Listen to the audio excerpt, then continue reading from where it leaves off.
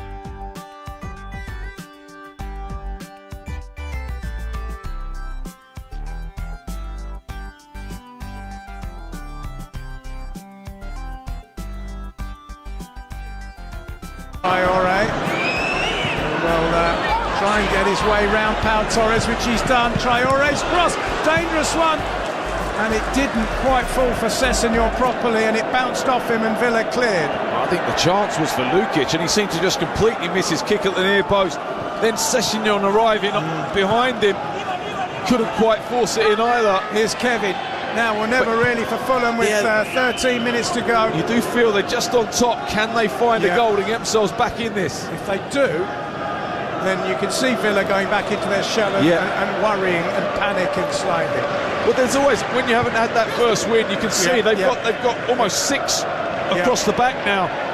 They're protecting what they've got a little bit. They're sat back. Well, they put on Kamara, that's his job as well, isn't it?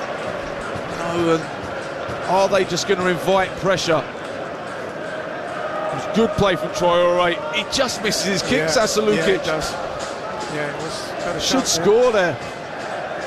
Villa again strong. Bendia nicely forward to Kamara, who tries the back flick. Probably not an advisable move. He's given the ball away to Sander Berge. Now it's Harry Wilson on the near side for Fulham. There is still time for them, of course. They won late against Leeds, of course, remember. They take a point all day long now from this situation. Kevin with the flick. Sessegnon gets to it. He's going back towards the corner flag at the moment, but he's found Kevin once more, who picks out Bassi, and the Brazilian for a third time. Crosses into the box. It's long, and it's headed behind by Digne for a Fulham corner, which he needed to do because he was under some pressure there. Yeah, good defending from Digne. Didn't take any chances to the back post. What's happened there? Digne's just been flicked by Traoré. And there's a bit of a discussion going on between the two. I think it's all right now. He caught him. I'm not sure how accidental it was. But Fulham have a corner. They're 6th of the game. And the big men have gone up. Anderson and Bassi are there. Here's the corner. It's towards the back post, and another big man claims it. Emi Martinez easily enough. And the danger is averted. He's now holding his back, which I would be slightly spurious about. Yeah, it's brilliant from Martinez, because you want him to come and release that pressure, but I don't think there's anything happened to him at all. No. I think he's just taking this thing out of the game, and why not? You know, a bit of game management. Let's quickly get the team news from Newcastle Arsenal, which is our featured game coming up with David Windsor. It is a sizable Sunday afternoon fixture in the Premier League as Newcastle host Arsenal at St James's Park. Newcastle have just 1 win and 3 goals from their opening 5 matches. Leaders Liverpool lost yesterday, meaning a win for Arsenal would cut the gap to just 2 points at the summit. For Newcastle, 3 changes from the side that drew 0-0 at Bournemouth last time out. Anthony Gordon returns from suspension. Bruno Guimaraes and Joelinton slot back into the 11. The full Newcastle side, Pope in goal, back 4 of Livramento, Chow, Botman and Byrne. Midfield 3 of Joelinton, Tonali and Guimaraes, and then Gordon, Murphy and Voltemada make up the 11. For Arsenal, 3 changes from the side that drew against Manchester City. Madueke is injured, Saka and Eza start. So too does Christian Mosquera. Saliba is on the bench. The full team, Raya in goal, back 4 of Timber, Mosquera, Gabriel and Calafiori. Midfield 3 of Rice, Zubimendi and Eza. and then Saka, Trossard and Gyökeres make up the 11. Newcastle have a great recent record in this fixture, but is the handbrake on or off for Arteta's Arsenal? The stage is set at St James's Park. Yeah, we'll see. That's coming up after this one in about 45 minutes. David Windsor there with the team news. He'll be alongside Sean Derry for a big game. The penultimate fixture of this weekend, of course, with Everton against managerless West. I keep saying managerless West Ham. Nuno Espirito Santo's West Ham, I should say. Tomorrow at the Hill Dickinson Stadium. Here we're in the final 10 minutes, and Villa are still leading by 3-1, having equalised in the first half and got two quick-fire goals early in the second. Fulham have made a couple of substitutions. They've brought on Anthony Robinson has come on, and so too has Samuel Chukwueze, who is a wide midfield player. Long throw by Fulham, flicked away by Boubacar Kamara, and it fell almost to Chukwueze, who is making his third substitute appearance of the season, and hooked it wide. Would have been an interesting way to announce yourself. Meanwhile, we're going to get a substitution for Unai Emery. Lamar Bajado is getting the applause of the Villa fans. Steady Eddie performance from him. He's going to be replaced by Victor Lindelof, the former Manchester United player, of course, and Daniel Marlon is also coming on for the final 8 or so minutes. And Gesson is coming off and he's getting a richly deserved round of applause. I think he's been absolutely outstanding today. Yeah, he's had a good game, hasn't he? He's travelled with the ball when he's gone forward, but defensively he's been brilliant, tracking back all the time. He really has put a good shift in today for Villa. Defo. If you're looking for work rate, he's produced it, hasn't he? Really has. And those are the sort of performances that, I mean, they don't get huge headlines, but they're crucial when they get you in the team next week. Yes. They get you in the team in the next game. That's what happens. But they set the tone as well. Anyway, here's Morgan Rogers driving forward. Villa would love a fourth. Matty Cash is over on the far side. Down the line towards Buendia. It's a bit over here. Bassi will get there. Just about wrestled it away from Buendia, who then pulls it back rather silly from Buendia. I'm not quite sure what he was doing there. He's not going to get a yellow card, I don't think. And the free kick is taken quickly, as it has to be, by Fulham, who only have 7 minutes now plus stoppage time to negotiate a goal that would firstly get them back into it, and secondly maybe rescue a point. Doesn't look like coming at the moment, does it? It hasn't, no. They've had a couple of half chances, haven't they, that you feel they needed to take. They're trying to press high and make it difficult for Fulham to get up the pitch. So the current situation in the table, where it's finished 3-1, would be Fulham 10th and Aston Villa 16th, out of the bottom three for the first time. They were never going to finish in the bottom three, were they? I mean, this is a huge game for them, isn't it? A huge result if they get it. Traore's done well here, and that's just slightly overhit. Kevin's going to try and keep it done brilliantly well, actually, to keep that in play. And he's found Anthony Robinson, and now it's Emile Smith-Rowe. All the subs combining at the moment. Kevin again far side, looks to play it in. Instead it's gone short to Smith-Rowe. Square ball by him to Berger. Smith-Rowe again, former Arsenal man, out to Kevin. Kevin with the cross, not a good one. Matty Cash, easy header away. Drops for Smith-Rowe, who comes back to Bassi. Villa won't mind that. Bassi though finds Smith-Rowe once again. 6 minutes to go plus stoppage time at Villa Park. Aston Villa on the brink of a first win of the season domestically, which they so badly needed.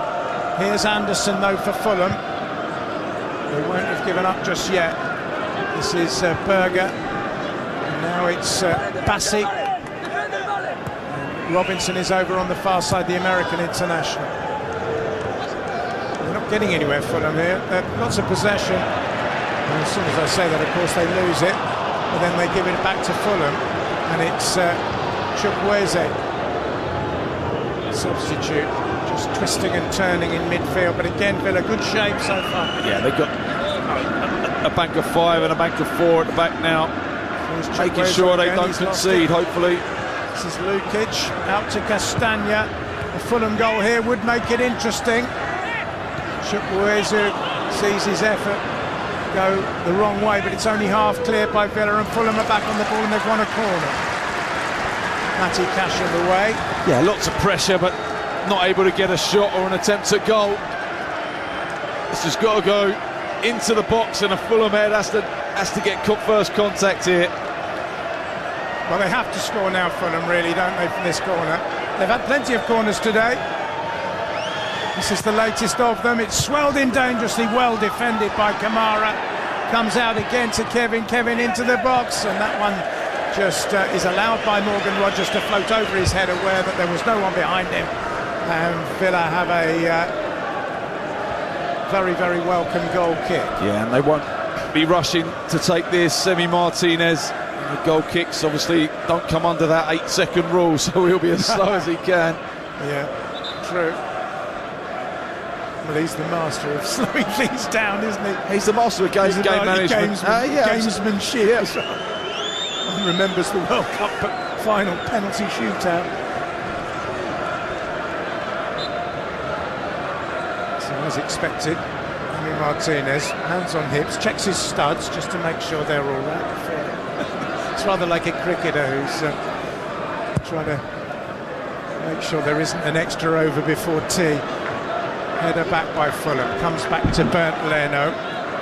Time is really running out for them. I don't think there'll be as much as 8 minutes as there was in the first half. I don't think so, no. no. Or maybe 5. There's been quite a few subs, but other than that, thankfully we haven't had many stoppages. A couple of long injury breaks in the first half and VAR. 3 minutes left, and the Villa fans preparing the celebrations. As much relief as euphoria, I would say. We're off into the nearby pubs to celebrate a first Premier League victory of the season. A result which will drag them out of the bottom 3. The next domestic fixture is Burnley at home. Now then, here's Robinson for Fulham, clips the ball back. Boubacar Kamara, that's what he's there to do, tidy up. It's a rather heavy touch though by Villa, but there's no foul, and it comes back to Matty Cash. But when you look at Villa's forthcoming domestic fixtures, I think it'll make this win, if indeed it is a win, and it looks very likely that it will, even more important, because after Burnley they're at Spurs, and then they have Manchester City and Liverpool to come. So that is a tough old run to try and get points from. Well, so they needed them here. If you can get 6 points from the 2 games before the international break, then you can go into those games with a bit of confidence, a little bit further up the table. Andrew Wolves got a point at Spurs yesterday. Wolves are now, or will be, the only team left in the Premier League winless.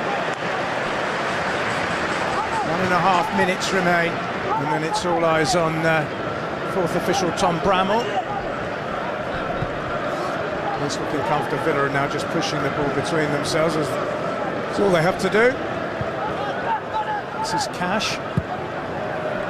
Drives it forward. Daniel Marlon. Talked a lot about Ollie Watkins, but Marlon was the starter in the Europa League, but his goal-scoring record not great. He hasn't scored in 13 games.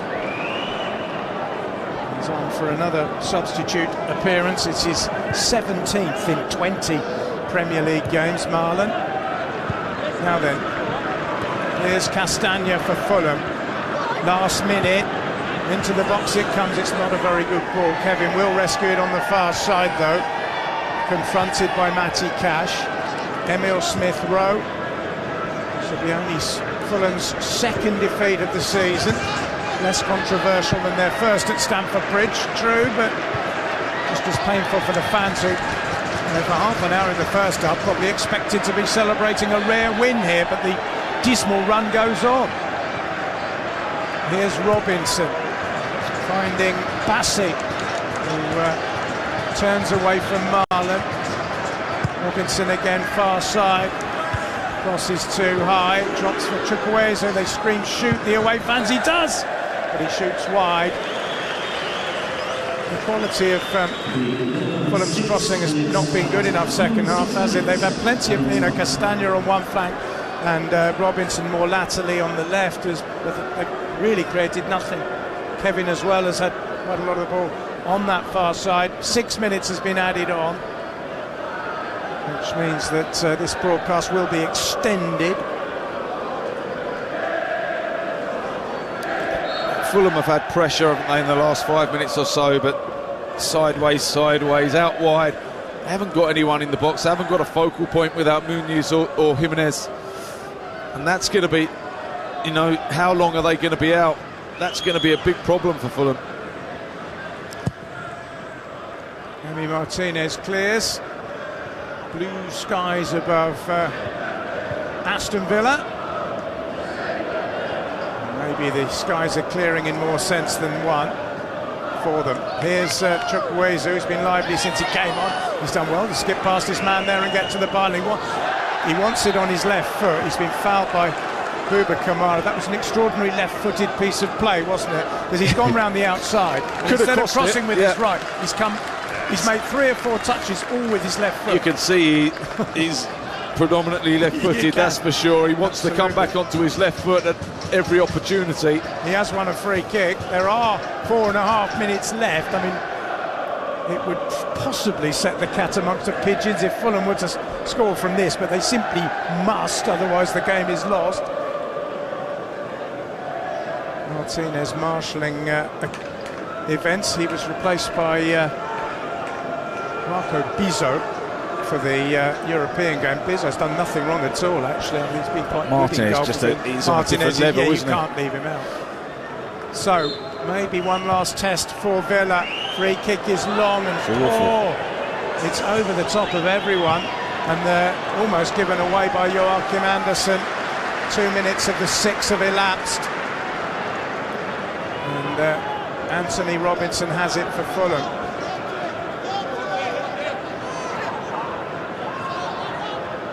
This is Berger, and Robinson, strong challenge by Cash. He's not only won the tackle, but he's won the throw-in as well, which Villa will be enormously happy to delay in taking.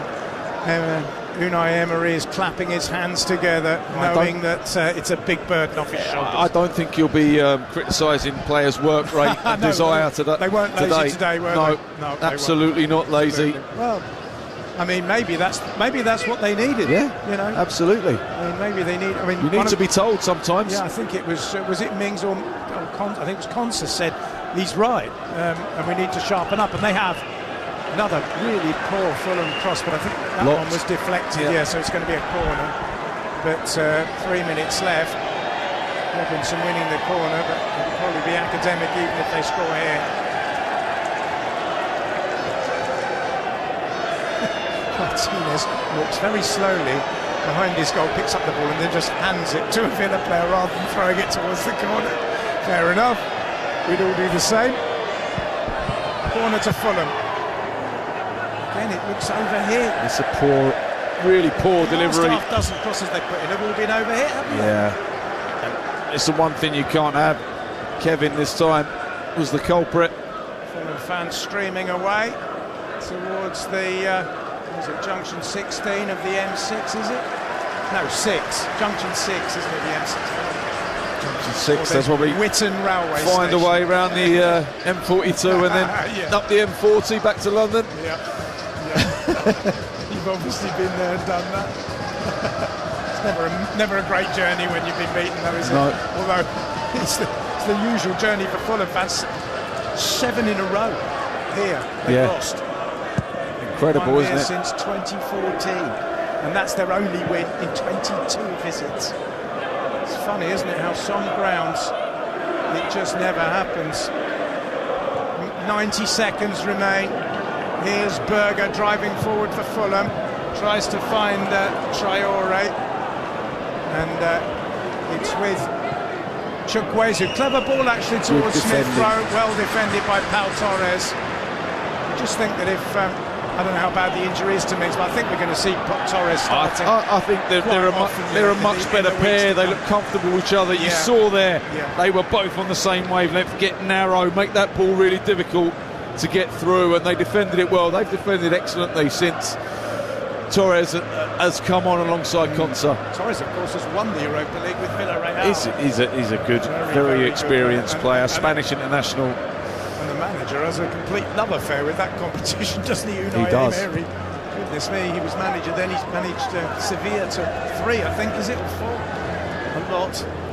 He's a serial winner of that contest, which, of course, Villa will return to this week at Feyenoord. That'll be a great trip for the Villa fans. Nice and easy to get to, isn't it, as well? Lovely city. Rotterdam's a really good city, yeah. It is a good city. But they won't get a warm reception. Feisty, their fans, the Feyenoord supporters. We're in the last seconds of the game now.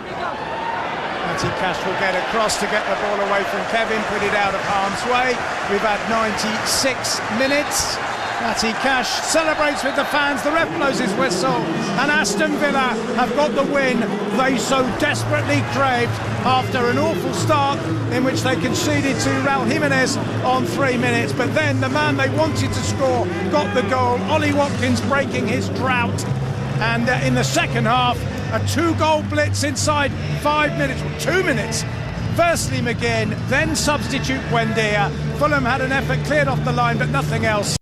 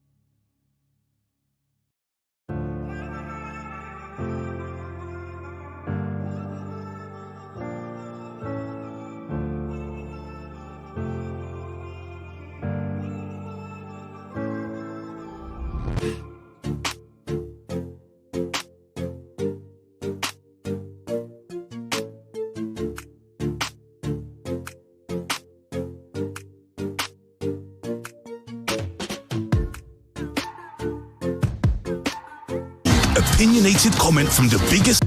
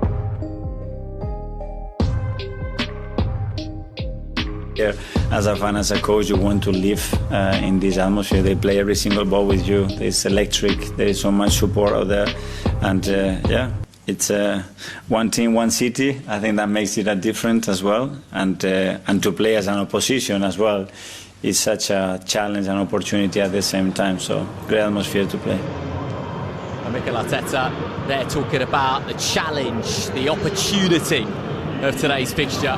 It certainly is an opportunity. Win today, suddenly you're 2 points behind Liverpool. You're so close to Liverpool in terms of, the title race, given the criticism that Arsenal have already had.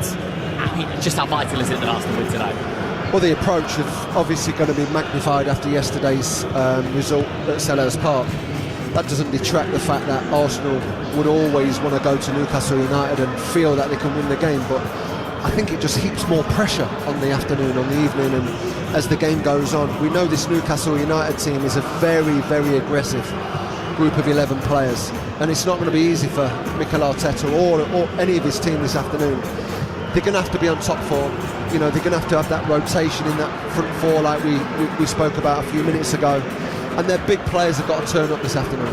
What about the inclusion of Leandro Trossard? He's been really good off the bench recently, but of course you do have the other options. I mean, Martinelli's also on the bench. We know that Ødegaard's still recovering from that shoulder injury. He's on the bench as well. How do you fancy Trossard today on that left-hand side for Arsenal?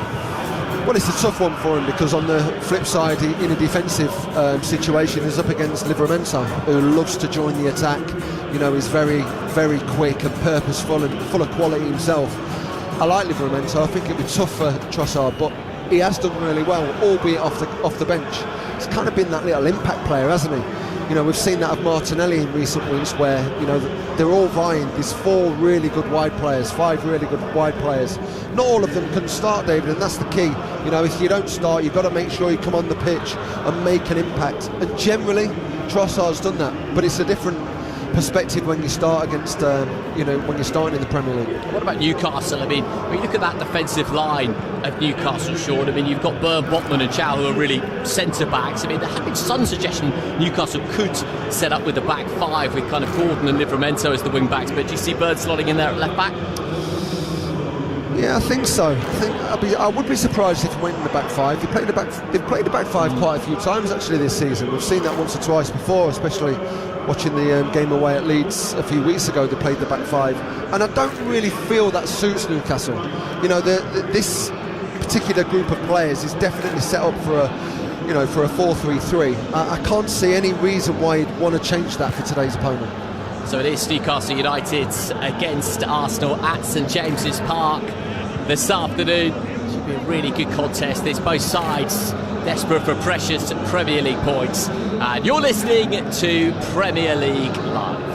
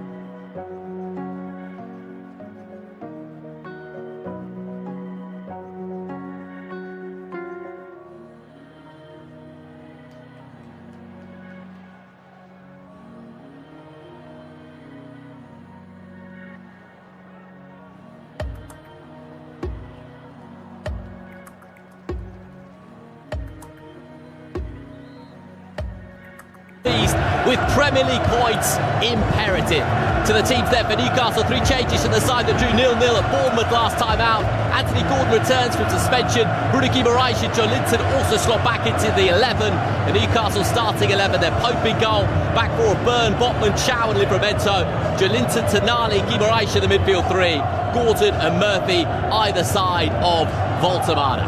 For Arsenal, 3 changes to the team that drew against Manchester City.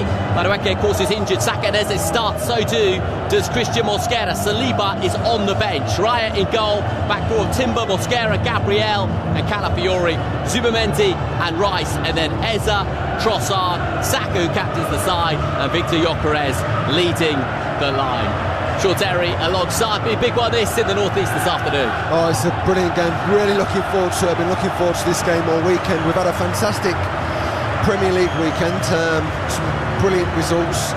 Some shocks as well. I've just got a little sense this is going to throw some weird and wonderful moments this afternoon. You know, these games historically have been great games to witness. We certainly hope so. Arsenal have 10 points on the board after their 5 games played. A win today would take them to within 2 of Liverpool at the summit of the Premier League standings. Liverpool, of course, who lost against Crystal Palace yesterday. Palace is second in the Premier League table. Newcastle doesn't look particularly pretty. 15th in the table, 2 points off the drop zone to Villa's win earlier. So the stage is set at St James's Park. Newcastle United have won the last 3 at home to Arsenal and done so without conceding a single goal. The Gunners are aiming to win here for the first time since May 2023. But if the past is pertinent, the present even more so. Newcastle have endured a patchy start to the season, while victory for Arteta's men this afternoon would see them go second. Already had a false start in terms of the kick-off. And the referee this afternoon, Jared Gillett, eventually does blow the whistle, and we are up and underway at the start of this Premier League clash between Newcastle United and Arsenal. And it will be Newcastle who just clipped the ball away. Timber smashed it long towards the halfway line. Myself, David Winter, alongside Sean Terry. Sean, should be a cracker. Oh, absolutely, yeah. Some great players on the pitch, isn't there? This Premier League every year gets better and better with the amount of quality that comes into the clubs. And we know over the past 2 or 3 years the amount of money that's been thrown at this Arsenal squad. You know, none more so than the latest recruit, Eza. You know, if he can reproduce the best parts of his game at Palace, it'll be a massive asset to this red and white team. Newcastle United in possession, just inside their own penalty area. It is Nick Pope, left-footed, who just wedges the ball up and over the halfway line, looking for Anthony Gordon. He's actually scored a Premier League goal since January. It's a bit of a late challenge by Joelinton on Saka. The 2 number 7s tangling, and Joelinton, well, it was within the opening 60 seconds of the game. Had that been 10 minutes later, it might have been a little bit of trouble. Yeah, he does that really well, to be fair. Joelinton covers his wide players really well. Not sure about the tackle, a double wrap around Saka's ankles. He does get fouled a lot, doesn't he, Saka? Mikel Arteta certainly wasn't happy inside the technical area, but it is a set piece for Arsenal. We know how good they are from set piece situations. So, set piece for Arsenal that Declan Rice will take. It's just to the right of centre. We played 90 seconds at St James's Park. 0-0 the score. Declan Rice is going to take this set piece, and left hand goes up from Declan Rice, and he swings the ball into a really good area. There's the header on goal. There's a half-decent chance, that, no question about it, for Victor Gyökeres. The header was rather tamely into the arms of Nick Pope, but the first chance of the game goes in Arsenal's favour. Might just have been offside, would have had to be checked. The free kick in from Declan Rice, the header from Gyökeres into the arms of Pope. Yeah, I mean, Arsenal set up their set plays predictably well. They've been very, very good of recent years.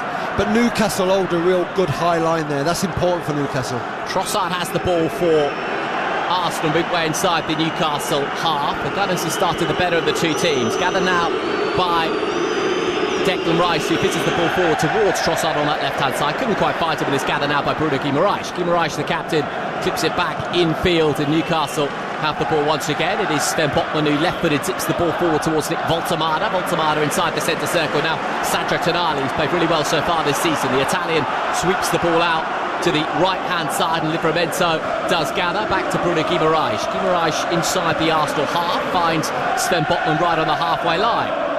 First meaningful attack of the game for Newcastle United. Dan Burn, who's at left-back this afternoon, does collect, and Malik Chow, the former Milan man, rolls his studs over the ball. Back to Botman just outside the centre circle. Botman in towards Joe Linton. And Sadio Tonali will just mop up, and Botman once again does gather. Tonali then has the ball on the halfway line for Newcastle United, and Burn regathers, and Newcastle with a little spell of possession here. They switch the play to the right-hand side, and well switched to Jacob Murphy. Jacob Murphy does gather on the right flank, couple of yards in for the touchline, in towards Voltemade, neatly done by Voltemade. Back to Murphy, could be a chance now for Murphy. He's had a play for a throw-in. Good little bit of play there by Newcastle, playing into the feet of Voltemade as well. You know, we've seen him what a threat he is from wide areas, in the box, and he's of course a big aggressor, but his touch has been really smart this opening 3.5 minutes. It's going to be Livramento to take the throw. So not allowed to use towels to wipe down the ball these days, so Livramento just gathering what is the grey afternoon in the northeast of the country. Livramento then with a looping long throw into the penalty area. There's a cluster of bodies in there. Eventually it just falls safely into the arms of David Raya, who immediately hurls the ball out left outside. He's looking for the run of Victor Gyökeres, but it goes all the way through to Pope, who will clear. It's going to be a throw-in for Arsenal on the left-hand side, and David Raya thought he saw the run of Victor Gyökeres, just slightly overcooked the long throw, but it's a nice idea. Mikel Arteta calling David Raya the most attacking goalkeeper in the Premier League.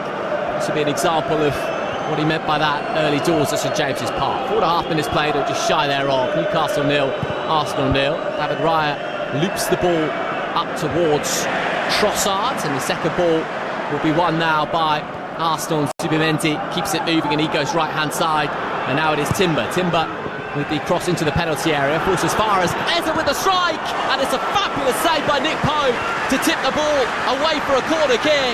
The first big game opportunity really for Eze. It was Timber who swung the ball into the penalty area.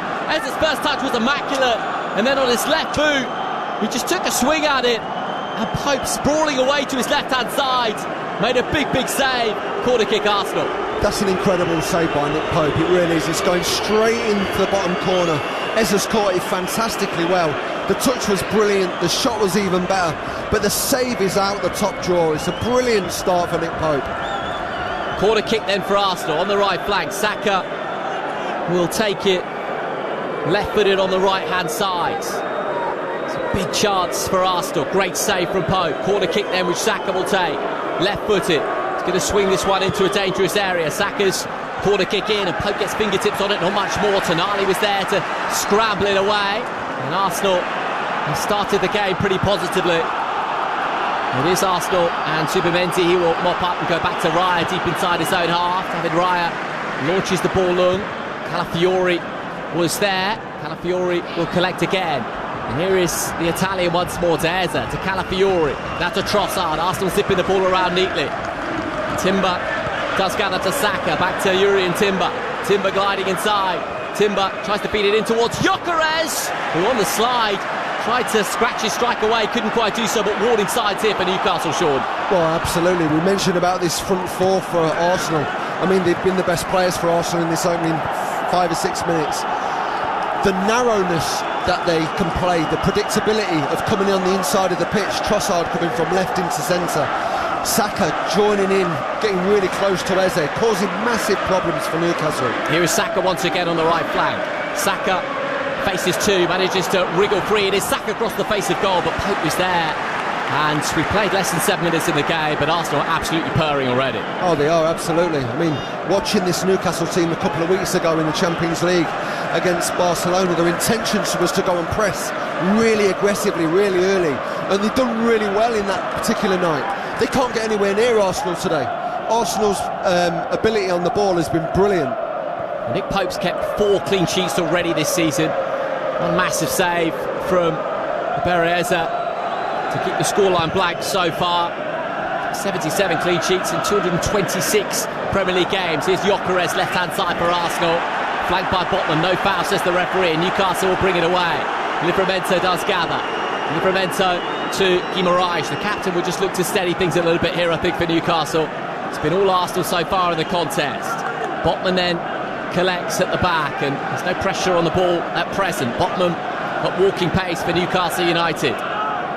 It is now Malik Chow who collects, and Chow back to Botman. Newcastle have the ball inside their own half. Dan Burn gathers, and Burn wedges the ball left-hand side. He's looking for the run of Anthony Gordon. Is the ball going to stay in play? Yes, it is. Here is Anthony Gordon against Timber. Timber wins the 50-50, and Urian Timber comes away with the ball, and Eze with the touch. And Arsenal, once again, neat and tidy in transition. Have the ball left-hand side with Calafiori. Calafiori approaching the halfway line. More shots than any other player in the Arsenal squad this season in the Premier League is Calafiori. The left back.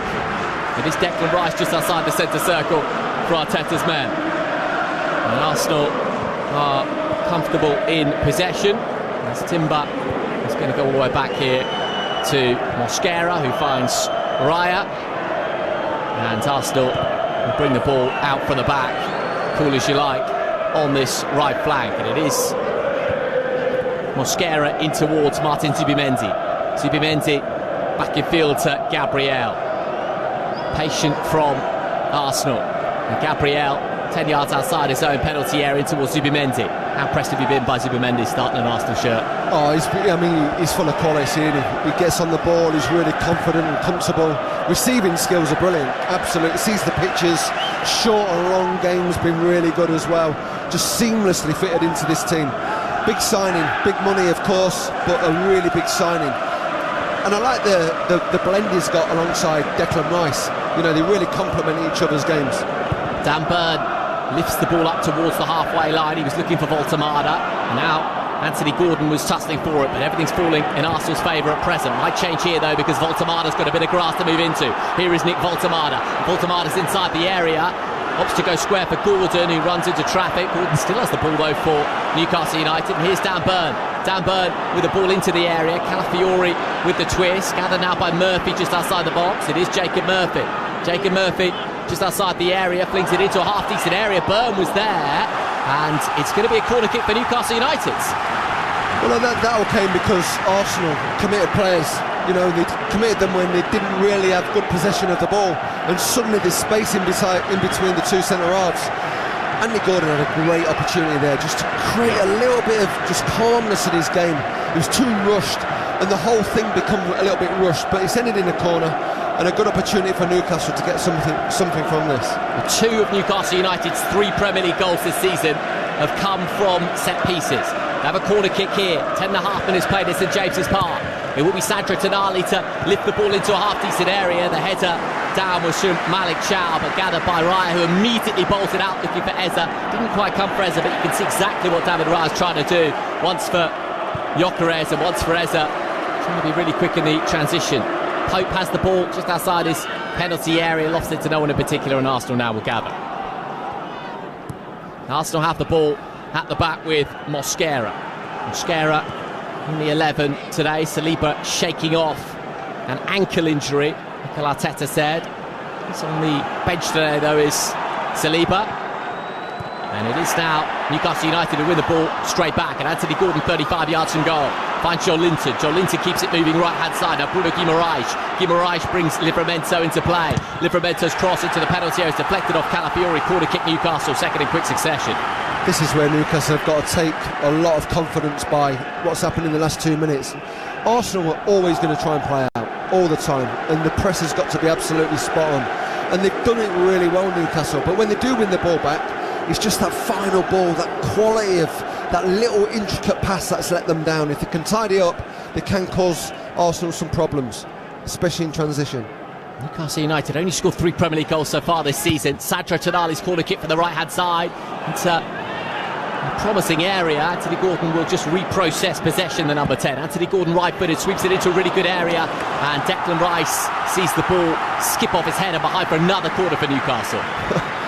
I'm laughing because there's 2 really forceful teams from set plays. I mean, Arsenal are brilliant, absolutely brilliant set play, for and against. But Newcastle have got some monsters on the pitch, haven't they, today? Dan Burn, Voltemade, you know, Botman. They look a real threat from set plays themselves. Joe Linton, another one. Third corner kick of the game for Newcastle United. On the right-hand side, Sandro Tonali, the Italian, sweeps it into a pretty decent position inside the area. It's going to be another corner kick, I think. There was a mass of bodies going up to meet it. Not quite sure the referee made head or tails of that, but it's a corner kick from the opposing flank for Newcastle. Just real different types of set plays as well. Arsenal, predictable in their movements, back to front, try and separate the whole unit. But Newcastle just put bodies in the box and they back themselves to win the 50-50 duels. Sandro Tonali will take the corner kick, making his 50th Premier League appearance this afternoon is Sandro Tonali. 13 minutes played at St James's Park. Sandro Tonali with the corner kick in. David Raya was there. Will come as far as Livramento outside the area on the right-hand side, and Arsenal have momentarily cleared their lines. Livramento feeds it to Guimaraes, a yard in from the touchline on the right-hand side, and it was good defending that by Gabriel. And Eze now wedges the ball forward looking for the run of Saka. Saka takes it neatly enough just outside the area. Could be a chance now for Victor Gyökeres. Goes round the goalkeeper and goes down. Wants a penalty. Referee says spot kick. It's a penalty for Arsenal with 13 minutes on the clock. It was Victor Gyökeres who just skipped round Nick Pope.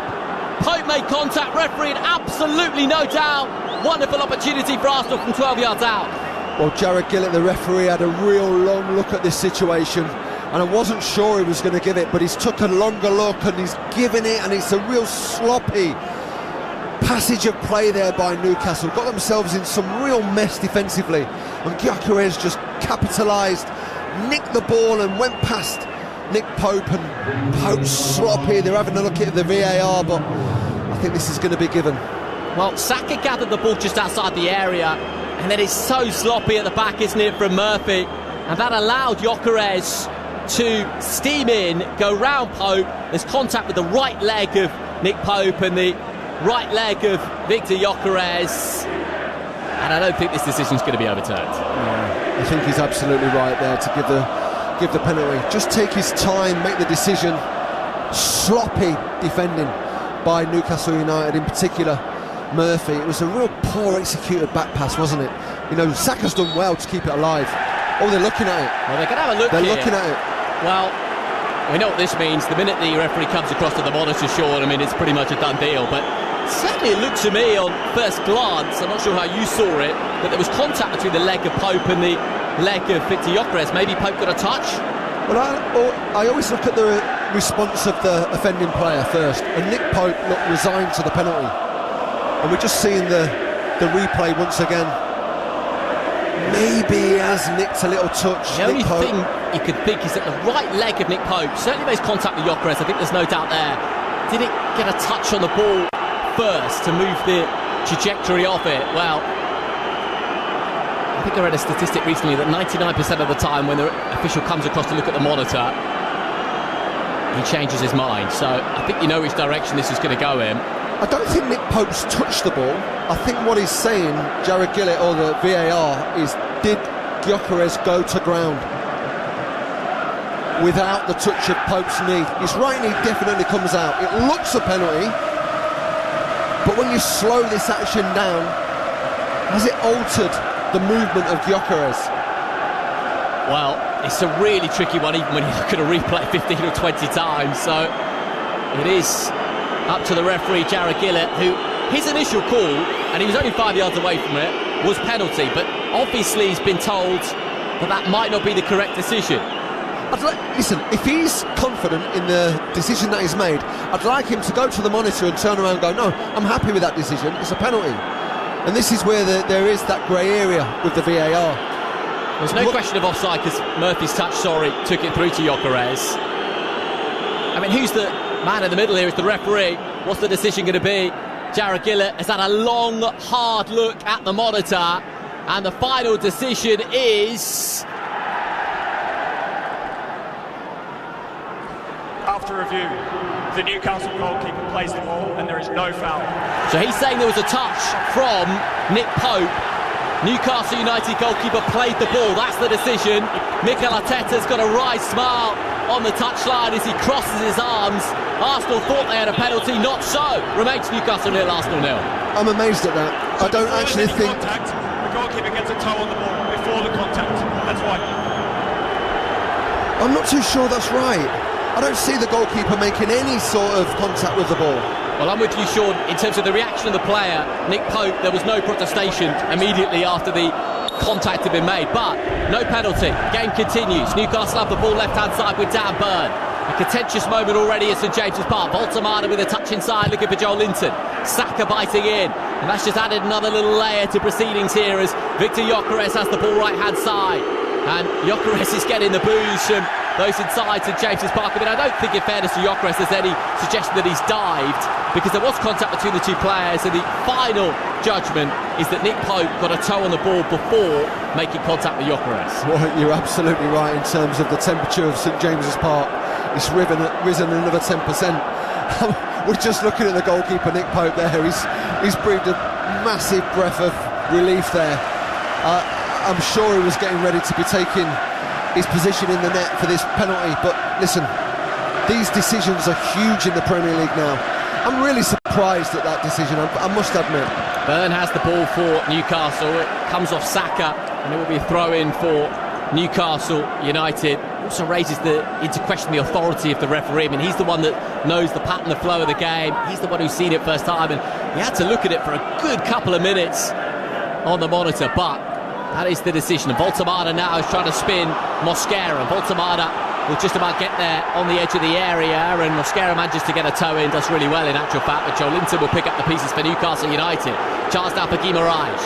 Guimaraes thought about going back to Dapper, instead he goes all the way as far as Botman, who's inside his own half for Newcastle, and Newcastle go back to Nick Pope in goal.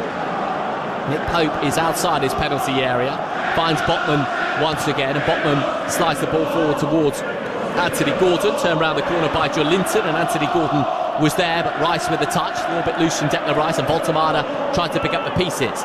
Guimaraes does. Bruno Guimaraes lifts the ball out eloquently right-hand side for Livramento. Livramento, always full of beans down that right flank. Livramento rolls his studs over the ball, finds Bruno Guimaraes.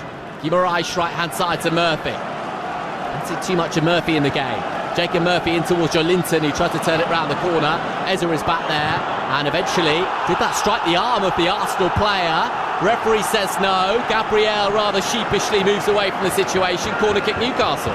Great pressing by Newcastle, making it really uncomfortable for this Arsenal team. They're trying to play out all opportunities, as they have always done. Doesn't matter who they play against, they're really, really confident and comfortable. But this Newcastle front five are really purposeful on the front foot, winning set plays and another opportunity. Corner kick for Newcastle United. Sandro Tonali in towards the area. Calafiori was there. Anthony Gordon is backtracking, and right-footed Anthony Gordon tries to swing it back towards Sandro Tonali. Calafiori was there. Dan Burn might fancy the striker goal. It's a little bit messy outside the area. Tonali has given the ball away to Declan Rice, and Declan Rice inside his area lifts the ball up looking towards Trossard. Trossard does well to retain possession, and Saka back to Trossard, but it's actually dribbled out of play for a throw-in for Newcastle. This is what Newcastle want, you know. They don't want it to be kind of a game where they're out of possession for long periods of the game and let Arsenal kind of get their systems going and their patterns and their rotations. The more transitions in this game, the better for Newcastle. What they've got to concentrate on is when they do win the ball back, especially high up the pitch, is they're particular with that final ball, and that's what's let them down this opening 21 minutes. 21 minutes on the clock, 0-0 the score. If you're just joining us, one big chance for Bereze for Arsenal. A great save from Nick Pope, and a penalty which was initially given before VAR intervened after Gyökeres was seemingly fouled by Nick Pope. Calafiori has the ball, and he goes back to David Raya. David Raya, 43 clean sheets in 102 appearances in the Premier League for Arsenal. It is now Trossard who got a touch on it to Eza. Eza feeds it to Zubimendi. Zubimendi right hand side now to Saka. Saka's got Timber in support. It is Saka who goes on the right hand side, and it's out of play for a corner kick for Arsenal. Brilliant defending there by Anthony Gordon. You know that Saka's always going to try and jump on the inside of the pitch with that wand of a left foot that he's got. But the defensive attributes there of Anthony Gordon really help Dan Burn out. It's what you need from your wide players, especially when you're up against quality like Saka. Arsenal's second corner kick of the match. It's going to be taken on the right-hand side, left-footed by Saka. And there's a cluster of bodies to the back end of the 6-yard box. Plenty of height from both sides in there. 22 minutes played at St James's Park. In comes the corner kick from Saka. He swept it all the way towards the back stick, and eventually Arsenal trying to generate a different kind of angle. Zubimendi has the ball 40 yards out. Now Declan Rice. Declan Rice goes left-hand side for Trossard, and Trossard skips past one, and he's won a free kick for Arsenal just to the left of centre. Probably a little bit too far out for the strike on goal, but nonetheless a good set-piece situation for Arsenal. Yeah, they're dangerous from these areas. Really good quality.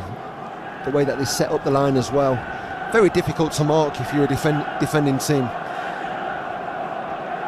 So it is a free kick for Arsenal. It's to the left of centre. Imagine Declan Rice will be standing over this one. It's a former West Ham United player who is standing by himself over the set piece. Relatively high line from Newcastle, just outside the perimeter of the penalty area. It is Declan Rice who's going to take it.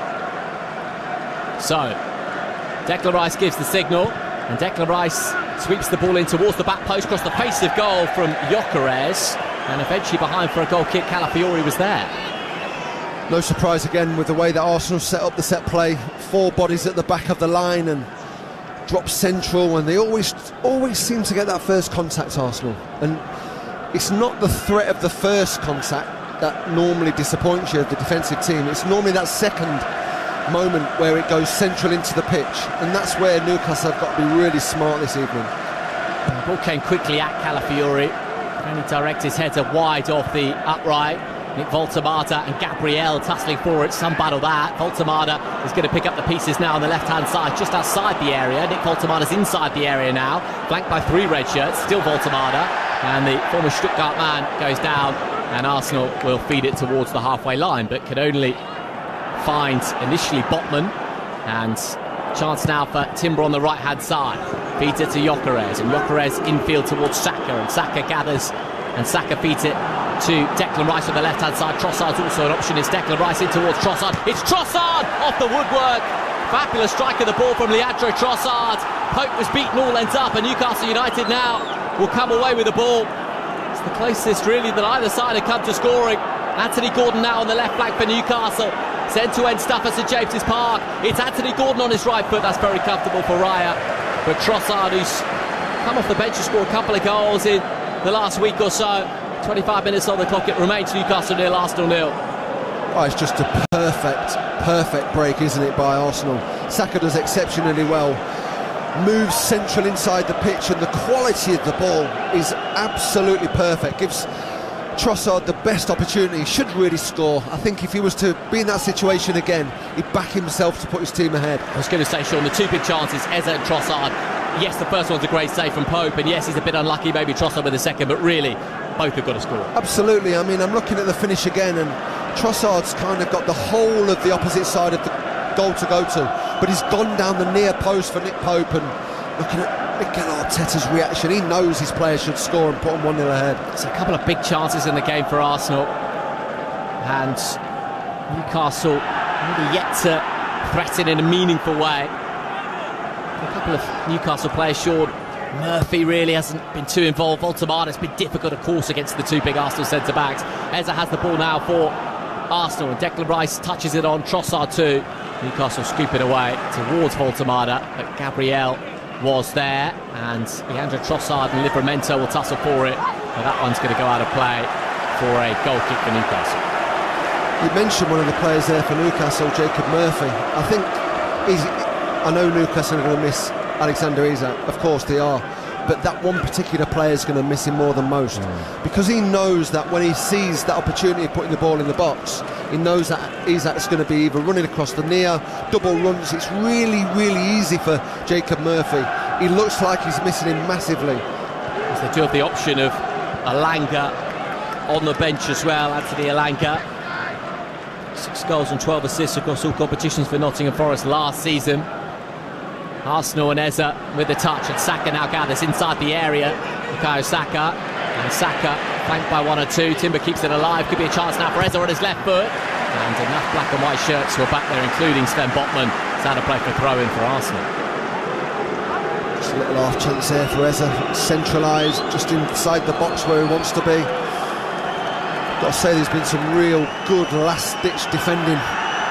I'm not sure, Calafiori's come across to use the towel there. I'm pretty sure he's not allowed to do that, and the referee's just making his case. And you would have thought that Calafiori would have known that by now.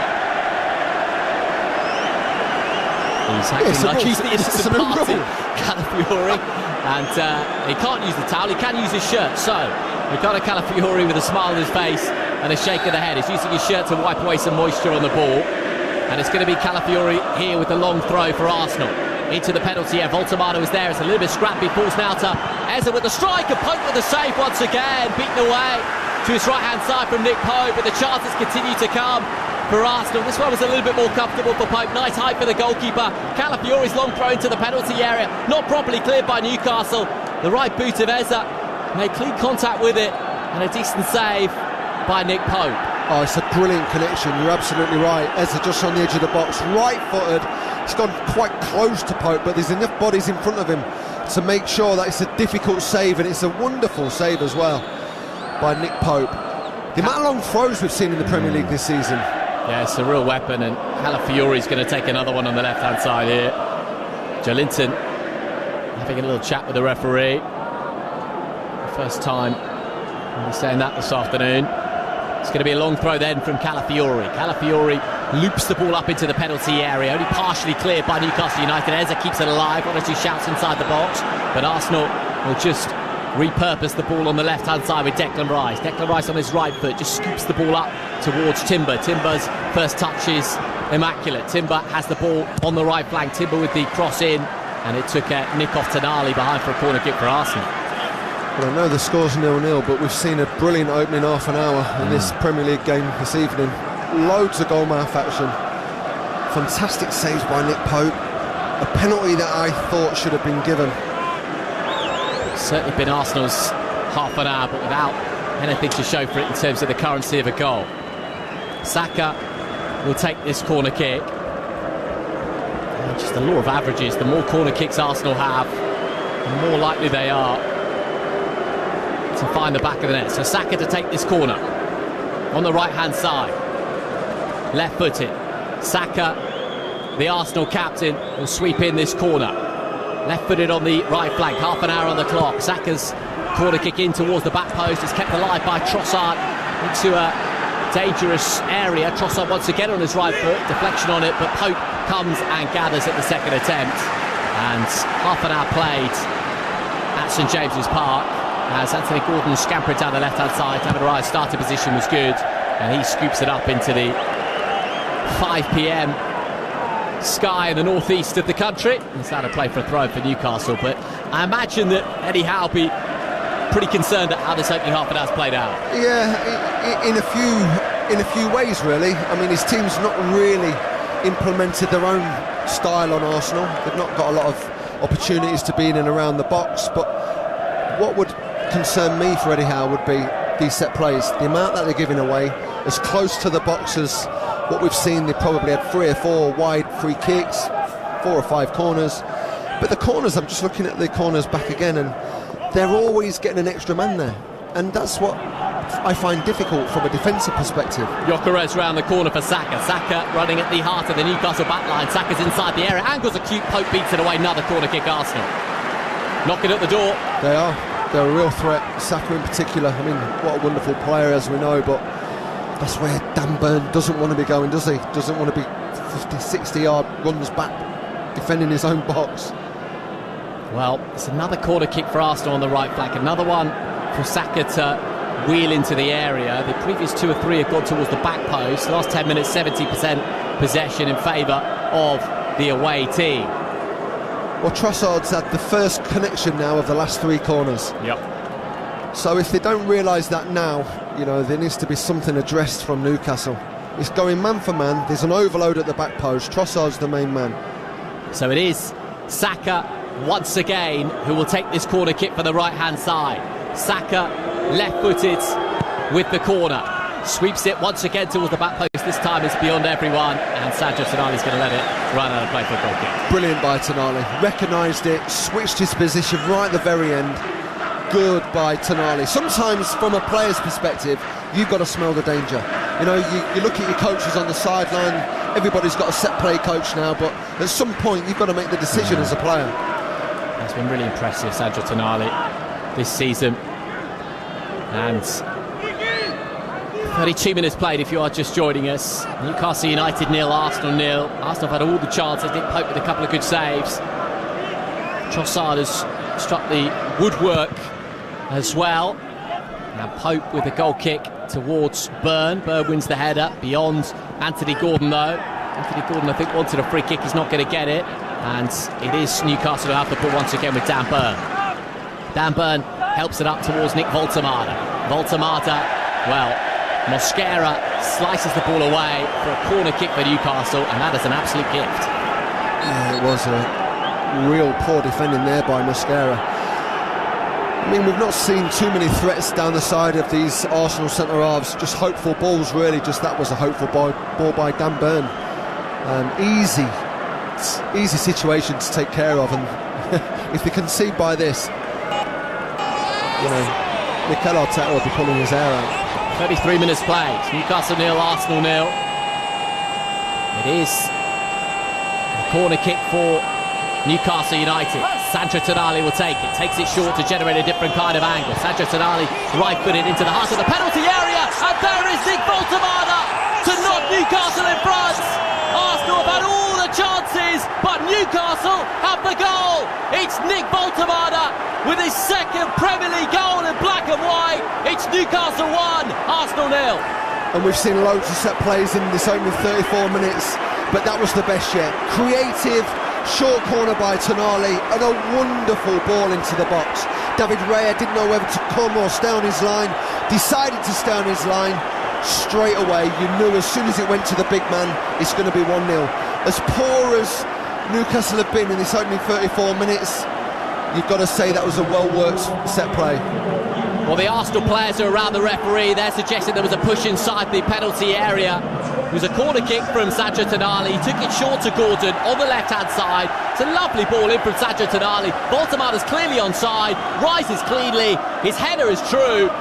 And yes, there's a bit of pushing and shoving inside the penalty area, but I'm not sure Arsenal are going to get that one. Surely the goal's going to stand. Nick Voltemada wheels away in celebration. I mean, he's already 6'6", Sean, and when he climbs, nothing else they could do about that. So poor by Gabriel there. I mean, I know there's a discrepancy in terms of the height, but as a centre-half, you've got to lock on, you've got to attach yourself to the centre-forward. He was looking for the free kick almost, Gabriel. Absolutely. He wanted to give himself a way out, and that's exactly what he's done. It's terrible defending. Well, there's a right hand from Voltemada on the back of Gabriel, but there's not much more than that. And the goal does indeed stand. It is Newcastle 1, Arsenal 0. It's going to be a corner kick now for Arsenal and a chance for an immediate response. But, I mean, you said it prior to the goal, Mikel Arteta's going to be absolutely fuming. Well, he should be, because Mosquera, it was just a general back pass, and he got it horrifically wrong. 35 minutes played. Newcastle 1, Arsenal 0. Gabriel and Nick Voltemada are in conversation. Gabriel's frustrated because he felt there was contact when Voltemada scored for Newcastle. But the referee's keen to get on with things here. And it's going to be a corner kick now for Arsenal on the left-hand side. Mikel Arteta with his arms crossed and the black jacket, just prowling inside his technical area. Nick Voltemada still having a little chit-chat with Jared Gillett, the referee. I think he's insinuating he's been elbowed off the ball there. Okay. Corner kick for Arsenal. They trail by a goal to nil, and Nick Voltemada's not letting that one go. He's pointing at Gabriel, but it's going to be Declan Rice, right-footed from the left-hand side. Everyone's at the back post for Arsenal. Declan Rice gives the signal, right-footed. Declan Rice's ball hangs up towards the back post and cleared by Botman. And Trossard will pick up the pieces, flanked by Sandro Tonali. Sandro Tonali smashed it away towards the halfway line, and now the crowd are fully engaged in this one, Sean. And this should be, absolutely. I mean, this crowd get really behind their team, don't they? Especially when they're leading. It's wonderful to see. Brilliant atmosphere. We're just seeing this again, that replay. It's a great header, isn't it, by Voltemada there. He knows that's going to be his ball. It's not a foul, it's so poor by Gabriel. Lovely header though. Nick Voltemada 5 yards out, just saw the ball clean onto his surface. Mikel Arteta's having a chat with the fourth official. He thinks he should have gone to the VAR, but I don't think the replays are going to do him any favours there, Arteta or Arsenal. Anthony Gordon has the ball now right on the halfway line for Newcastle, and Saka will pick up the loose ball on the right-hand side. Saka goes back to Zubimendi. Zubimendi, the signed from Real Sociedad, from the Basque Country, same area as where Mikel Arteta grew up. It is now Arsenal have the ball just outside the centre circle. Zubimendi once again inside the centre circle. He's got his chin up, does the Spaniard. Goes right-hand side to Timber. Timber zips it to Saka right-hand side. And Saka rolls it back to Timber. Everyone behind the ball now, though, for Newcastle. And it is Gabriel who has it 40 yards from goal. Gabriel to Calafiori. Calafiori back in field to Declan Rice. Newcastle have a lead to protect now. Back to Mosquera, who has played really well since joining Arsenal. But it was his slice clearance that led to the corner from which Newcastle scored. Here is Saka on the right-hand side, flanked by two black and white shirts. And Saka just gliding in field past Gordon, goes down. Is that going to be a free kick? Referee says no. And Timber now on the right flank. Timber has it. Timber beat it in towards Eze. Eze has it just outside the area. He goes down. No free kick again, says the referee. And Gordon was there. A little bit messy from both teams. And eventually that will be a free kick in Newcastle United's favour just outside their box. He's just spicing up now. There's a few little loose challenges going about the pitch, which is what we want to see as well as part of the game. Newcastle making no apologies the way that they want to play this game. They're getting quite close to Arsenal, making it uncomfortable for them. Just a little reaction there by Timber. I think Gordon's kind of played it there just to roll around on the pitch, slow the game down, take his team into half-time if they can. That will certainly be the aim for Eddie Howe, you feel. Take this lead to half-time as Anthony Gordon does collect, and Sandro Tonali comes off the referee, I think, did it? Referee says no, as Tonali brings it away. Voltemada scoops it round the corner for Sandro Tonali. That was very clever indeed. Here's the Italian, Sandro Tonali, flicks it inside the area towards Murphy. Murphy just forced a little bit wide. He's still got Tonali in support. He's got Voltemada as well. Here is Nick Voltemada, thought about going down. Nick Voltemada to Gordon. Gordon to Tonali. All of this being played left-hand side. And Sandro Tonali's ball into the area. And Saka now, and Arsenal will bring it away. And the ball comes as far as Livramento, and that's pretty sloppy from Newcastle United. Here's a chance now for Victor Gyökeres. Victor Gyökeres is inside the penalty area. It's Victor Gyökeres, cuts back in field, but it's really good defending from Malik Chow. And the former Milan man brings the ball away for Newcastle on the left flank, and urged on by the home supporters, it is now Sandro Tonali. And there's half a chance for Victor Gyökeres. Well, I thought the goal opened up for him. You know, the way that Newcastle were defending, actually, they approached the defensive action quite late, and it opened up the far corner for Victor Gyökeres. I thought he was just going to hit it. You know, back yourself. He's not had too many chances this opening 40 minutes. Sandro Tonali's moving a little bit gingerly on the left-hand side. He might go down here, Sandro Tonali. I'm not sure whether it's a knock to the head. He looks a little bit dazed as Sandro Tonali. I mean, he's so imperative to this Newcastle side. I mean, we talk about Bruno Guimaraes and Joelinton, but Tonali really is the technical player of the three that's going to make things tick. He can do everything. Yeah. Absolutely, he's brilliant. He's one of my favourite midfielders in the Premier League. He really is. He's really took this position onto the next level for Newcastle. We're just seeing a replay of the elbow. Voltemada saying that Gabriel elbowed him. He did. We've seen it. You know, this is what VAR should be able to pull back. That's what we should have this system for. And Gabriel offered the hand to Voltemada, who was not having any of it, the German. He knows what has happened. Voltemada's not happy at all. Here's Newcastle United 1, Arsenal 0 at St James's Park. And Sandro Tonali is still on the deck. And you've got to be so careful these days, Sean, with the head injuries, don't you? No matter how important Tonali is. Yeah, I mean, there's a protocol, isn't there? You know, and this is it's so important to get it right. Nick Voltemada's goal separates the two sides. So difficult for Nick Voltemada, isn't it? I mean, Alexander Isak, everything he was, everything he did for Newcastle. You come into a new league, but it's his second Premier League goal now for Newcastle, and it's a good start for the German. Absolutely, and I think the message up at St James's Park in and around Newcastle is not Alexander Isak. He's nothing like him. He's a completely different centre forward. They're still at it, aren't they? I love to see this. Voltemada, he's not having it. He knows what's happened with Gabriel. It's up close and personal in his face. making it uncomfortable for the centre-half. I love it, I love to see it. Gabriel and Voltemada in close proximity continue the conversation. Sandro Tonali, I think it's going to be okay to come back on. Nick Pope rolls the ball out right-hand side. 42.5 minutes played at St James's Park. Voltemada's goal separating the two sides. Long way to go in this one. Arsenal have had plenty of chances in this opening half.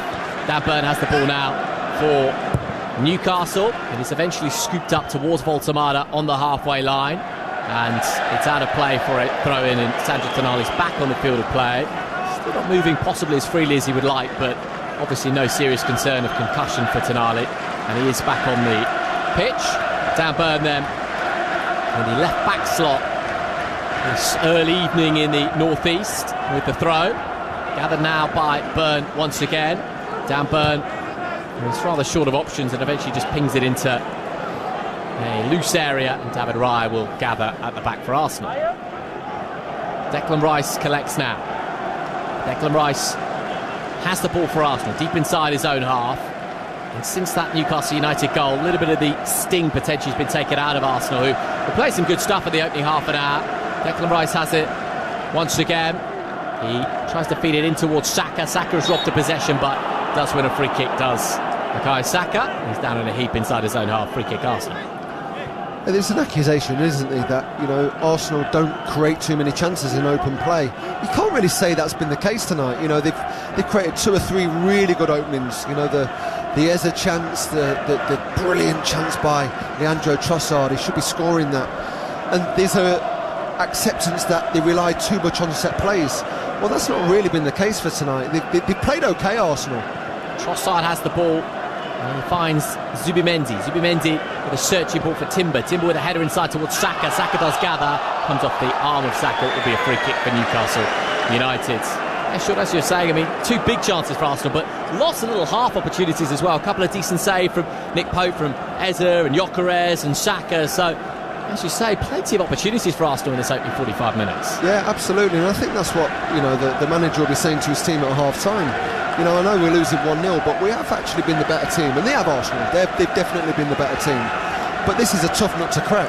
You know, now that Newcastle have got this advantage leading into the second half, give them a lot of confidence. So we are a few seconds shy of the 45-minute mark. There's going to be 7 additional minutes at the end of this first half, and that is a result of the VAR check, which is a good 3 or 4 minutes for the penalty, which was eventually not given, as Arsenal scooped the ball away on the edge of their area. Joelinton heads it towards Nick Voltemada. Gabriel climbs. Bit of head tennis from both sides, and eventually it is Joelinton who scoops it down the line towards Burn, and Burn helps it on, and Gordon is going to put a bit of pressure on. Mosquera has had a tricky opening 45 minutes. It was his slice clearance that led to the corner from which Newcastle scored. Throw in for Newcastle on the left-hand side, and it will be Dan Burn to take it. It's not going to be a long one here from Dan Burn, but he's got Voltemada and Gordon short, and he does find Gordon. Gordon with the turn outside the area. No free kick, says the referee. He's been busy in this first half. Out of play now for a throw-in for Newcastle, much deeper in their own half. 7 minutes, long time still to play for this first half. It's been a great first half. Really has. So it is a throw-in now for Newcastle on the left-hand side, and Dan Burn is just asking 1 or 2 to come a little bit closer to him. Burn eventually flings the ball towards Voltemada, who was wrestling with Mosquera. And, well, Mosquera and Gabriel certainly know Nick Voltemada's around this afternoon, don't they? Because 1 or 2 really tasty duels. Certainly not the last we've heard, by the way, Sean, about the elbow from Gabriel on Voltemada. I'm sure that'll be a part of the post-match analysis. And Declan Rice pokes it forwards towards Saka. Saka helps it on towards Timber. Timber's inside the penalty area now for Arsenal. Timber back on his left foot, does slip, but Timber managed to keep it alive momentarily. And now Joelinton, the Brazilian, does collect for Newcastle United. Joelinton in towards Voltemada. Voltemada back to Joelinton. Voltemada did really well. Gordon has it on the left-hand side, and Anthony Gordon, I think, has thrown himself to the deck there. But, well, he's got a free kick. Arteta's not happy. Might have been a little bit of contact. Free kick Newcastle. Does really well there, Anthony Gordon. Starts with Voltemada's touch. He's kept the ball really well tightly to his possession tonight. Lovely ring play there by Gordon. Not sure he actually got a little nick. I mean, he's hit the He's hit the ground really, really too easy for me. Seems to be a trend, doesn't it? Listen, I get it. You know, you're running the clock down in the 47th minute. Played 2 of the allocated 7 minutes. And it's a free kick for Newcastle inside their own half, but Sandro Tonali is going to lift this one towards the edge of the penalty area.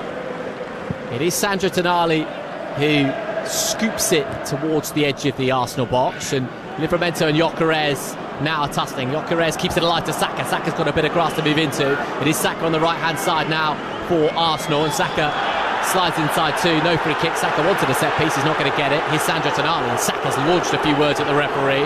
Tonali into Voltemada. Voltemada keeps it alive, but Arsenal win the ball back. Newcastle will be desperate to get the half-time with their 1-goal advantage. Eza gliding in field and finds Trossard. Trossard outside of the right boot to Calafiori.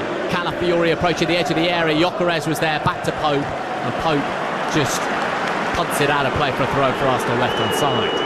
Mikel Arteta's absolutely losing it on the sideline. I mean, he doesn't stay in his box at the best of time, but he's over the halfway line. He's arguing with the 4th official. Zubimendi lifted it up towards Calafiori.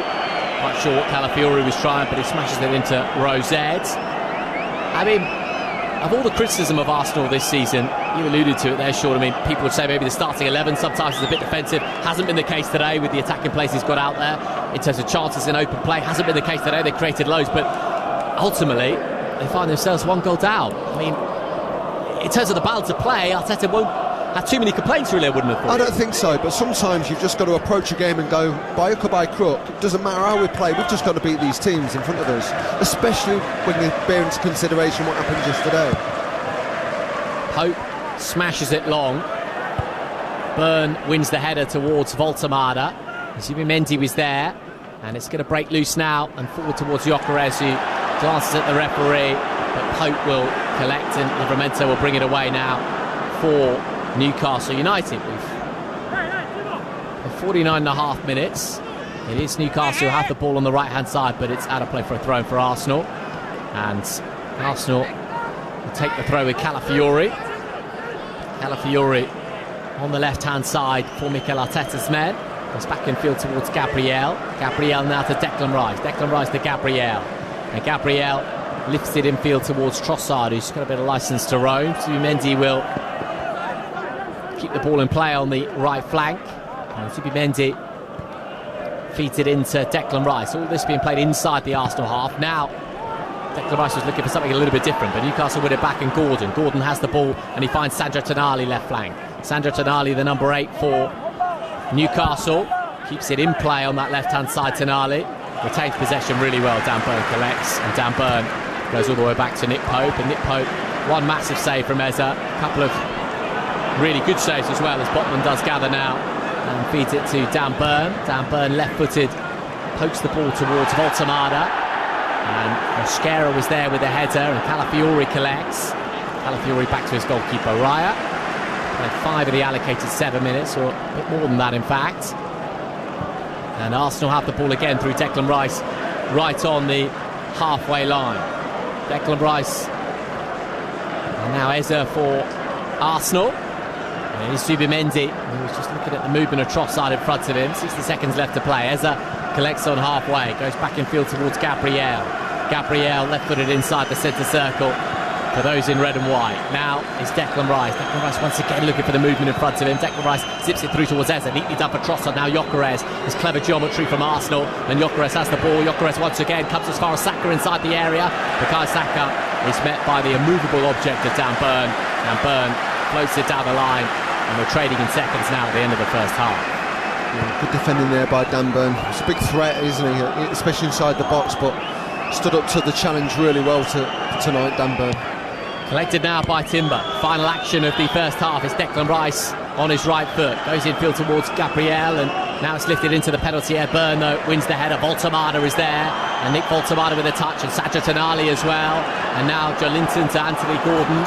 And Anthony Gordon will race over halfway. Mikel Arteta's calling 1 or 2 players back as Gordon does right-footed sweep the ball out towards Livramento in space. Livramento's on the right-hand side, got bags of Space here, there's Livramento to Murphy. Murphy's outside the area on the right-hand side. Referee has a look at the watch. It's Murphy who feeds it in, but it's a poor cross in the end, and that will be the whistle for half-time. So it is a goal from Nick Voltemada that separates the two sides at the interval. Arsenal have plenty of chances. Leandro Trossard struck the post. Berriese extracted a really good save from Nick Pope. Arsenal have plenty of other half chances beside. Wanted a penalty as well, which was initially given by the referee, but ultimately VAR overturned. Voltemada's goal separates the two teams. At half-time it is Newcastle United 1, Arsenal 0. You are listening to Premier League Live.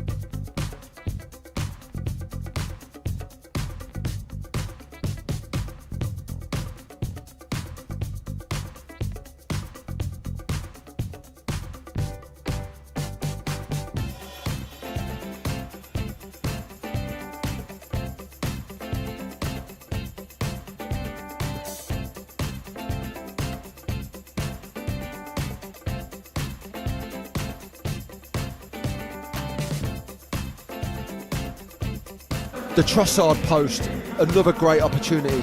But when you're playing against the top teams, you need a little bit of luck.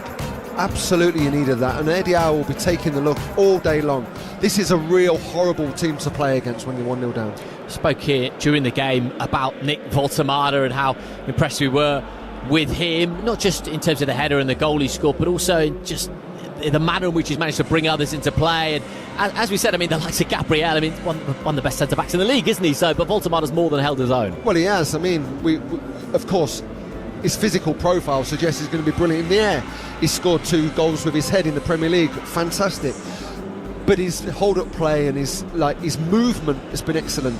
Not the movement to go down the side of centre-halves. He's not a runner. He comes late, he plays on the angle, he makes it really difficult for centre-halves to get in front of. I think he's had an outstanding 45 minutes.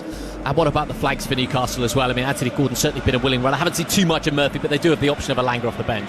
Well, that's what Newcastle do in particular. They make them subs on the hour. You know, we'll see Harvey Barnes at some part. We'll see Anthony Elanga for sure coming onto the pitch tonight. And that might pose another problem for Arsenal. So half-time at St James's Park. It is Newcastle United 1, Arsenal 0. That goal from Nick Voltemada separating the two sides at the interval. Of course, Arsenal need to win to go to within 2 points of Liverpool, who dropped points yesterday, losing to Crystal Palace at Selhurst Park in the Premier League. So a massive 45 minutes to come, and you're listening to Premier League Live. TalkSport.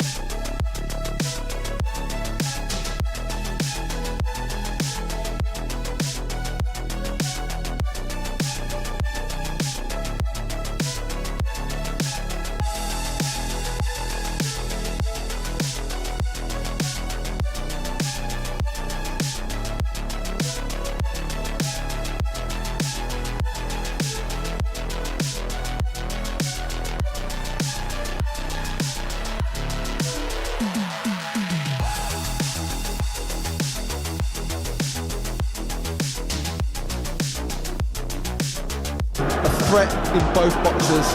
The defensive situation when Nick Voltemada scored the goal would have concerned Arteta, so no surprises.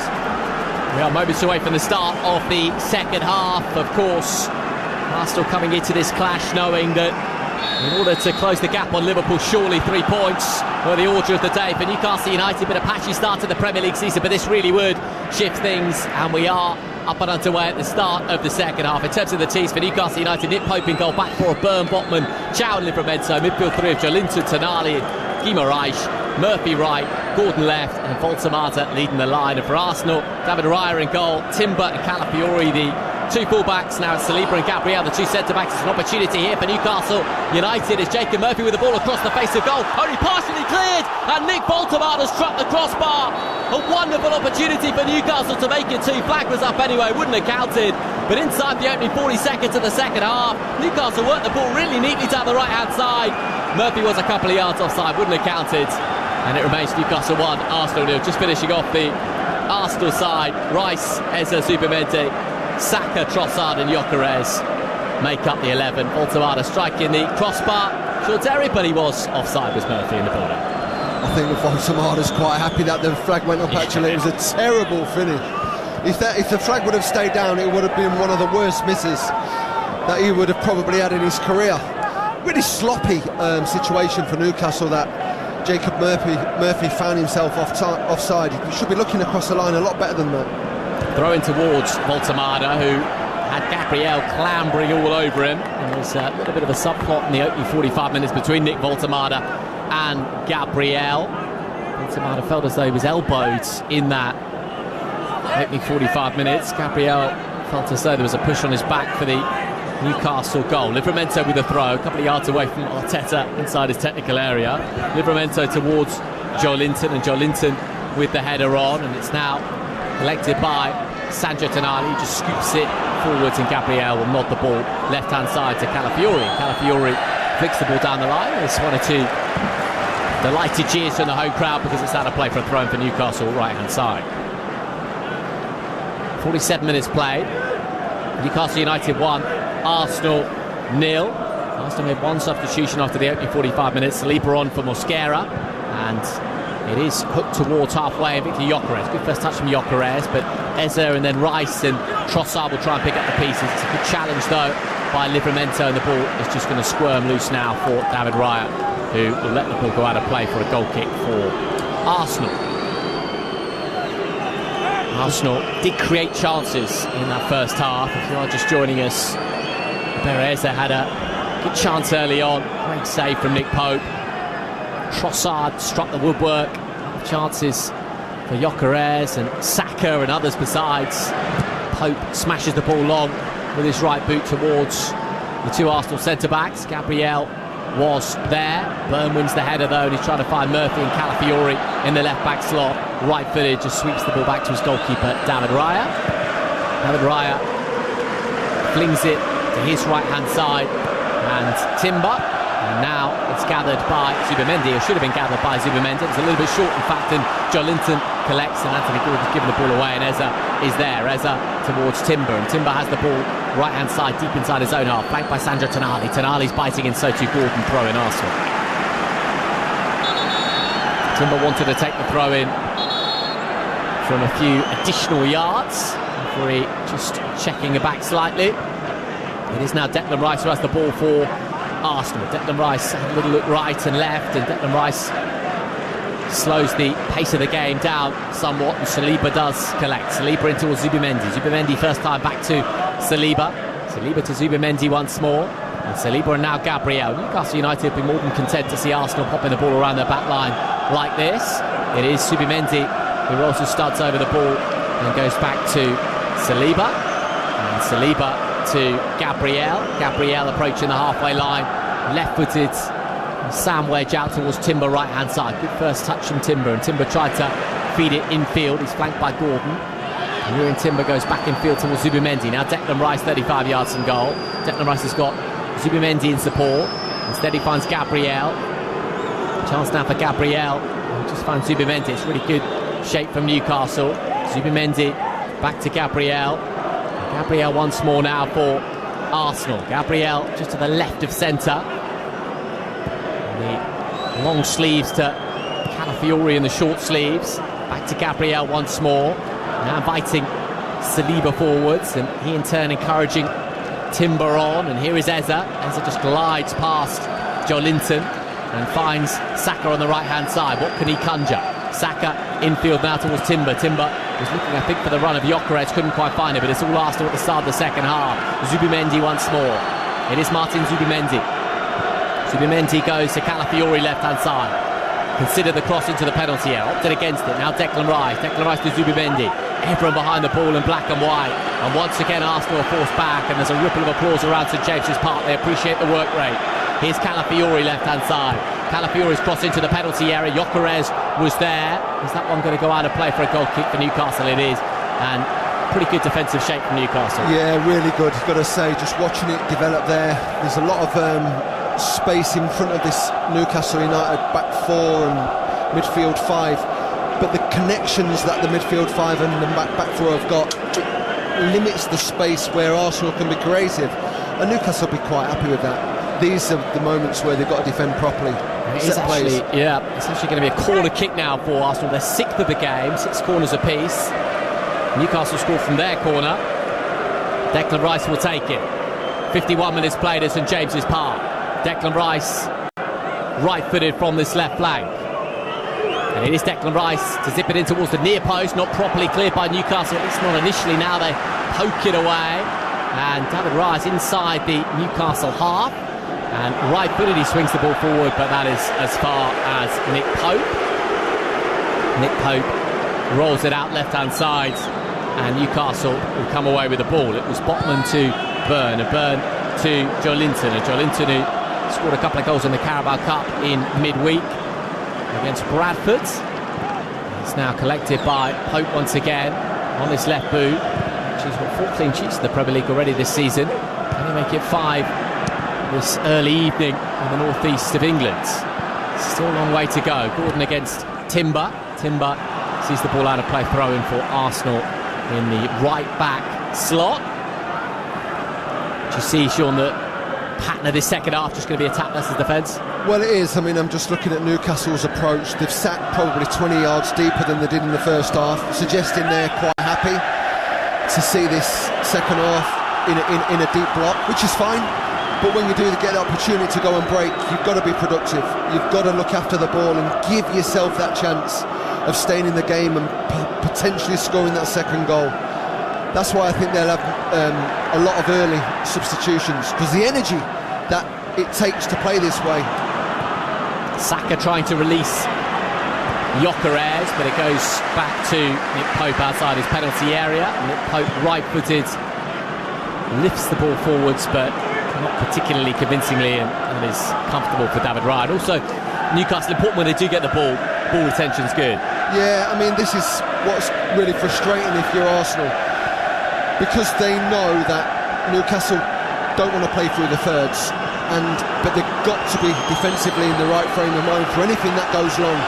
Every time Newcastle win the ball in a defensive third, they hit it long. Dan Burn rose, and Dan Burn against Zubimendi, and Dan Burn left-footed smashes it over the halfway line. It's out of play for a throw-in for Arsenal, and Zubimendi does gather. Zubimendi to Eze. Eze's touch was loose, and here's an opportunity for Joelinton. Joelinton to Murphy, who's just cut infield, and Murphy now to Sandro Tonali. Sandro Tonali's first touch with 2 balls on the pitch. Anthony Gordon has it, though, left-hand side. Anthony Gordon inside the area. It's Anthony Gordon in towards Baltimore across the face of goal, and Calafiori goes back to his goalkeeper, and it's out to Trossard, and the game just feels a little bit helter-skelter at present. Here's Eze. Eze manages to gather and find Saka on the right flank, and here is Bukayo Saka. Saka against Dan Burn. Saka gliding in field. Saka finds Declan Rice. It's Declan Rice for Arsenal. Finds Trossard. Trossard's inside the area. Trossard with a cross to Eze, and on his left boot he sliced it over the crossbar. In fairness to Bukayo Eze, I mean, it's a difficult technique, but it goes over the crossbar and harmlessly out for a goal kick for Newcastle. Well, we've seen 1 or 2 times in tonight's game that break from Arsenal, really clinical, playing through the thirds, attacking players, making the box, and it would have took something quite special to score from that particular phase of play. But that's what you've got to do for Arsenal. You've got to take control of them situations and have that clinicalness that they've probably been wasteful tonight in them certain moments. Remains Newcastle 1, Arsenal 0, and this may be just the 6th game of the Premier League season, but can't help but feel this is a really big 35 minutes for Arsenal in the title race. Of course, Newcastle have got their own motivations, and they lead by a goal to 0. They have the ball right-hand side too.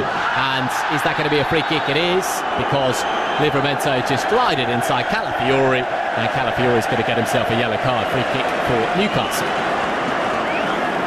See, I don't think they're yellow cards, David. I think these are really poor yellow cards from the referee there. He slowed Calafiori down. Calafiori becomes square and he has to make a decision. Nothing more, nothing less. It's just a foul. Free kick for Newcastle to the right of centre. We have Joelinton, Voltamada and others providing the height. Chow is forward as well, so too Botman and Byrne. So this free kick for Newcastle. It is Sandro Tonali who's placing the ball with deliberation. Murphy's also there, but you would imagine the Italian will be favourite to take it. One in the wall in the form of Trossard. It is then Sandro Tonali for Newcastle. Raises his left arm as way of a signal. Sandro Tonali just leaves it actually for Murphy. Murphy sweeps the ball in towards the penalty area. It's good defensive play by Arsenal, who managed to clear, but only as far as Gordon. Gordon on the left-hand side, in the headband. Here is Anthony Gordon against Saka. Gordon just floats it infield towards Joelinton, and Joelinton now with a striker goal. Joelinton's effort flashes past the upright, and I think in fairness, David Raya was always going to see that one wide, but a glimmer of goal for Newcastle. Yeah, good wing play there by Anthony Gordon, just attracts 2 or 3 of the Arsenal players. I thought it would just be clipped back to the far post by Joelinton there, but he swung his left foot. What it does for this crowd is just gets them back on the front foot again and getting behind their team. What the crowd want to see is their team having a go, trying to score this second goal. Every Kenny Newcastle United fan wants to see them defending for the next half an hour. It is a throw-in now for Arsenal on the left flank. Calafiori will take it, and Eddie Howe inside his technical area in the tracksuit top, watching on. He will know that they could see this out. It'd be a really, really big 3 points, but a big chunk of this football match still to be played. Raya smashed it long, looking for Gyökeres, and Nick Pope on his right boot outside his area helps it up and over halfway. Calafiori's first touch is a good one. Finds Declan Rice. Declan Rice right on the halfway line. Trossard round the corner. Plenty of options for both managers in terms of substitutions. Odegaard, Martinelli, Marino, Darwin and co. From an attacking perspective for Arsenal, could be called into action. Here is Zubimendi. Zubimendi to Trossard. Trossard has it on his right boot. He's trying to switch the play to Saka, and he very nearly did so, but Dan Burn was there to not allow the play for a throw-in for Arsenal. He's played Saka really well, Dan Burn, at this moment in time. Nearly an hour on the clock, and you know the threat of Saka, we know that. We've seen it so many times in the Premier League, but I know he's 6'5", 6'6", but he's moved really well. He's defended fantastically well.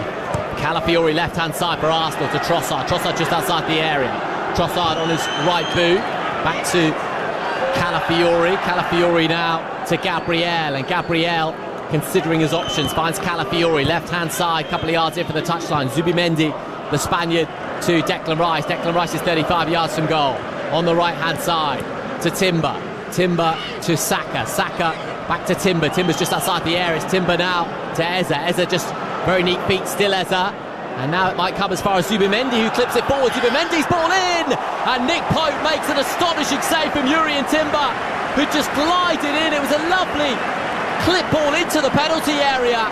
And Jurrien Timber, who's already got a couple of Premier League goals to his name this season, very nearly found the magic touch. It was Timber who touched it on, and the outstretched arm of Nick Pope has kept the game at Newcastle 1, Arsenal 0. It's an incredible save, it really is. Fantastic play. That little interplay on the edge of the box for Arsenal. A wonderful ball there by Zubimendi. Chance now for Zubimendi once more. Zubimendi's ball in is kept alive. Arsenal wanted a penalty, I think, and eventually it's smashed over the crossbar. And Leandro Trossard is asking the referee, but the chances continue to come for Arsenal. And Nick Pope with another astonishing save. Trossard is having a chat with Livramento, making his case to the referee. Don't think he's going to get a penalty for it, but I mean, it would have been a lovely goal, Sean. Absolutely, it really would. A fantastic play again once by Arsenal. They've kept it alive the second phase, and again, these are half chances, aren't they? These are chances where you're expecting to hit the target. Quite wasteful in front of goal, Arsenal. Timber's certainly got the goal-scoring knack this season. 2 goals and assisted. His 5 Premier League appearances coming into this clash. Arsenal have had 13 attempts on goal, 5 of which on target. And yet still they can't find a way through. Newcastle 1, Arsenal 0. Nick Voltemada's goal is the difference between the two. Calafiori left-footed towards the halfway line. And it is back from Chow to Nick Pope. How highly do you rate Nick Pope? Not just today, but in the context of being a goal for Newcastle. Well, I mean, on tonight's performance, absolutely fantastic up to this point. He's been brilliant, and he's been a big goalkeeper for Newcastle. Newcastle don't want to play out from the back. It's pointless saying he's got his flaws on the ground and the way that he plays out. He's not there for that, David. He's there to make big saves, and he's a massive goalkeeper as well. He's been brilliant for Newcastle. I know Ramsdale's gone there, but for me, Nick Pope's the number 1 at Newcastle. He's been brilliant. Arsenal are in possession on the right-hand side, and it is Saka inside his own half against Gordon. Gordon, who's tussling and nibbling at Bukayo Saka. Saka keeps it alive, and it is now Declan Rice who gathers, and less than half an hour to play at St James's Park. Calafiori collects, and Calafiori inside towards Declan Rice, and John Linton just left something on Declan Rice, and now it's Eza who has the ball on the right flank for Arsenal. Finds Timber. Timber's just outside the area. Timber manages to scratch across into the penalty area. Calafiori was there, now Declan Rice. Declan Rice on his right boot, and it is now Zubimendi. Zubimendi to Eza, and Eza feeds it towards Trossard, neatly done, and Newcastle, well, I mean, it's still a big chunk of this game to go. Can't sit this deep, surely. No, I mean, Arsenal have really knocked Newcastle into a deep block here. The centre halves are past their halfway line. Both of them, Gabriel and Saliba, 20 yards into the half of Newcastle. I mean, it's difficult for Newcastle at this moment in time. They're defending for their lives. Zubimendi does gather. Arsenal with 77% possession in this second half. And it is now Yuri and Timber. Timber collects the ball and goes back. Infield towards Saliba. Saliba to Zubimendi. Everyone behind the ball for Newcastle.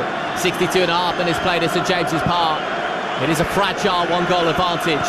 Saliba loops it in towards Gyökeres. Didn't quite come as far as Gyökeres. And Malik Chow, who's played well today, helps it away, but only as far as midway inside the Newcastle half, and a throw-in for Arsenal. And Zubimendi's had so much of the ball, so too Declan Rice. Declan Rice now to Calafiori. Calafiori left-hand side to Trossard. Trossard to Declan Rice. So much pressure from Arsenal. Nicely done by Zubimendi. Gathered then by Calafiori. Pokes it forwards. Goalkeeper comes out, and in the end I think Malik Chow wasn't taking any chances and stabs it away to partial safety. Trossard immediately with the throw. Arsenal with a real sense of momentum.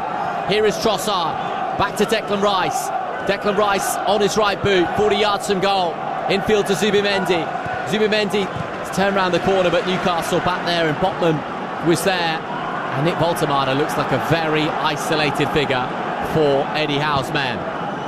Declan Rice with a raking pass over Gordon, gathered by Timber, and Gordon is fighting for it, so too John Linton. John Linton helps it down the line. It didn't go out of play. It's Arsenal in possession again. Here's Eza, the former Crystal Palace man. Eza trying to feed it through, and did to Saka, and Saka now, but Sandro Tonali and others, and Murphy will bring it away for Newcastle United. Bruno Guimaraes to Murphy, and Murphy now with a clear run. It's Jacob Murphy for Newcastle United, inside the area, cuts back, deflection, takes it behind for a corner kick for Newcastle. End-to-end stuff at St James's Park. Fantastic by Jacob Murphy there, really good break, takes his team 70 yards up the pitch. Exactly what Eddie Howe would have been hoping his team could do. It's been a tough 15 minutes for Newcastle, and this is the break that they need. Can they get something from this corner?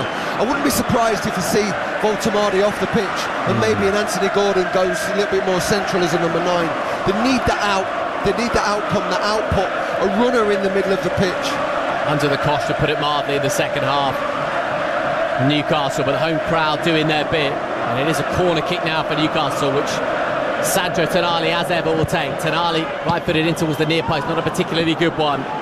Cleared by Gyökeres, and Gordon has it on halfway. Gordon helps it back forwards towards Dan Burn, who wants a free kick, and the referee says no.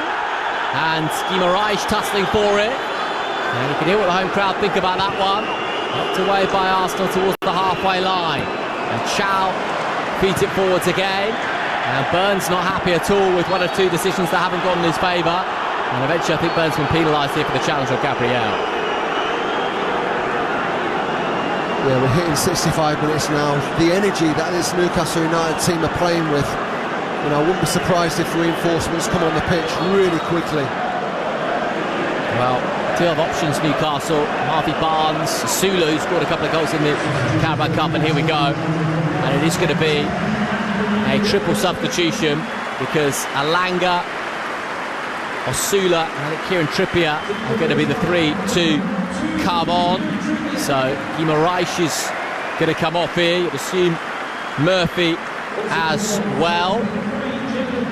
And indeed, Jacob Murphy is one of the three to be replaced, and Anthony Gordon as well. So a triple substitution for Newcastle. Voltemada is going to stay on the pitch, and Eddie Howe showing his hand. Well, in fact, Voltemada is coming off, so it's actually going to be Gordon, Murphy and Voltemada. Initially it looked as though Bruno Guimaraes was going to come off, but it is Gordon, Murphy and Voltemada, the three to come off, and Osula, Lanka and Trippier, the three to come on.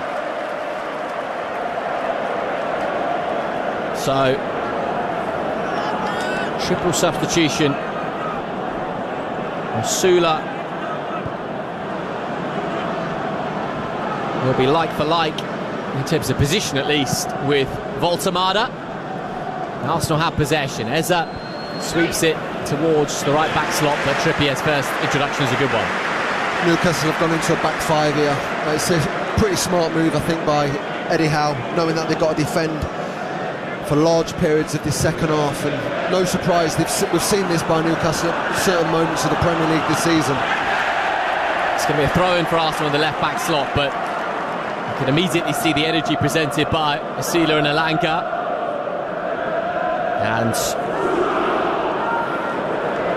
19 of Osula's 20 Premier League appearances for Newcastle come as a substitute. I mentioned there's a little bit of confidence after scoring a couple of goals against Brentford City in the Carabao Cup. Alanga still seeking his first Newcastle goal. Calafiori wins the header. Forward then towards Tonali, but Eza is there, and Eza to Saka, and Saka to Gyökeres, and it will be Dan Burn who wins the header. No free kick, says the referee. And Livramento in towards Joelinton, and Joelinton with a sharp turn. Joelinton tried to find the run of Livramento, couldn't quite do so, and Arsenal come away with the ball in the form of Saka. 68 minutes played, still Newcastle lead by a goal to nil, and Arsenal were in possession. They just made one substitution, that was Saliba on for Mosquera at half-time. Calafiori feeds the ball back in field, and it is now Declan Rice. Declan Rice has the ball for Arsenal. Subimendi has it now. Subimendi floats the ball looking forward towards Saka. It's going to be gathered by Timber, and Joelinton's there to apply a little bit of pressure. You're in Timber though, pass 1 and 2, neatly done by Timber. Timber feeds it infield towards Saka. It's Bukayo Saka with the effort, falls down to Gyökeres, and Newcastle poke it away for a corner, not particularly convincingly, but Arsenal again with a little glimmer of goal.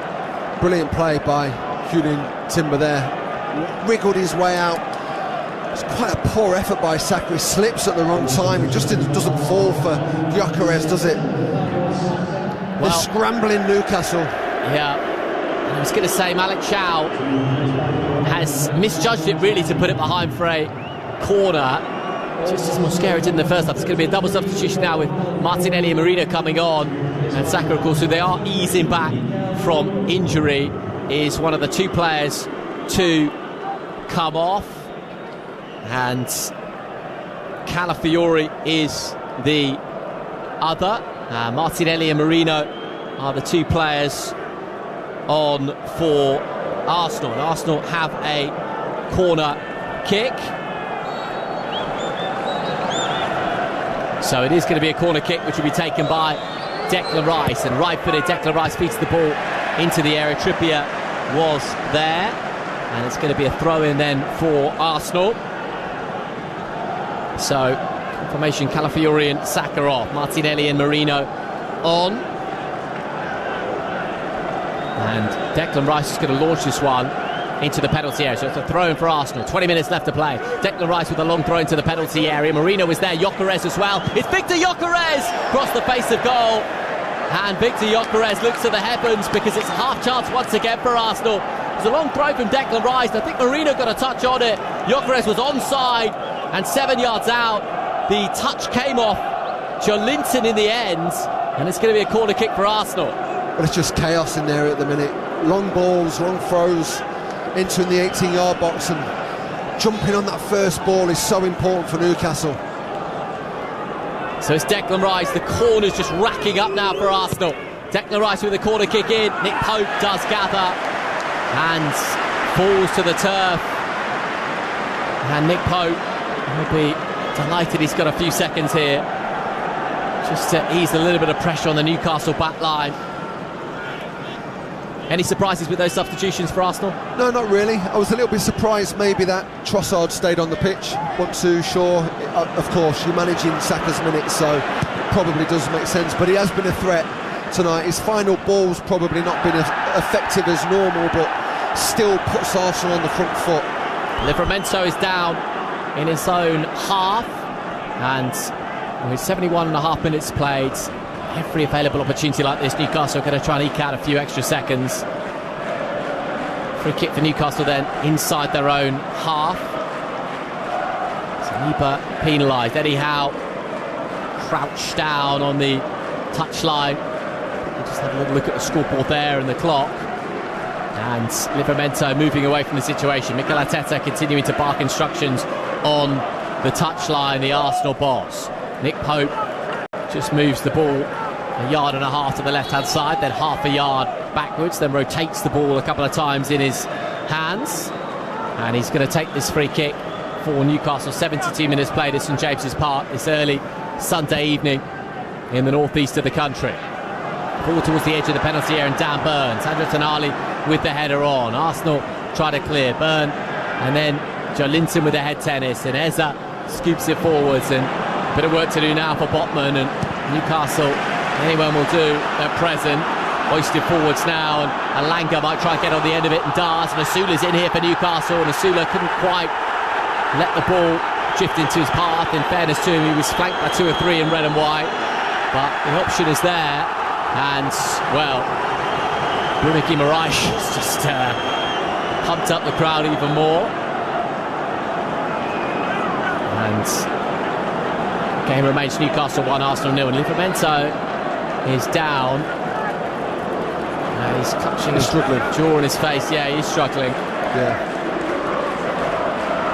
Yeah, he's struggling, Livramento. Something's happened here just by the look on his face. He recognises something's not quite right. He's looking at that left knee. Yeah, he looks in some degree of distress here, Livramento. I mean, he's sat on the turf. Options would be maybe Kraft, or Lascelles could be an option as well. Well, was it the way Livramento fell on that right knee, maybe? And he's clutching his left knee straight away, in fact. Yeah, he knows. I mean, that's a horrible... it's just jarring, isn't it? It's a jar, yeah, it's a jar. Looks like it's pretty serious. Eddie Howe's now talking to his medical people, and he's got to make a change. It's not going to continue, unfortunately. Livramento's played really well tonight. Really well. I like him a lot. It's be a big loss here for Newcastle. Newcastle had switched to that back 5 with Byrne, Botman and Chow as the 3 centre-backs, and Trippier and Livramento as the 2 wing-backs. So interesting to see what Eddie Howe does here if Livramento can't continue, but he's moving the left knee. I mean, he hasn't really moved from being sat on the turf. Remains Newcastle 1, Arsenal 0, 74 minutes played.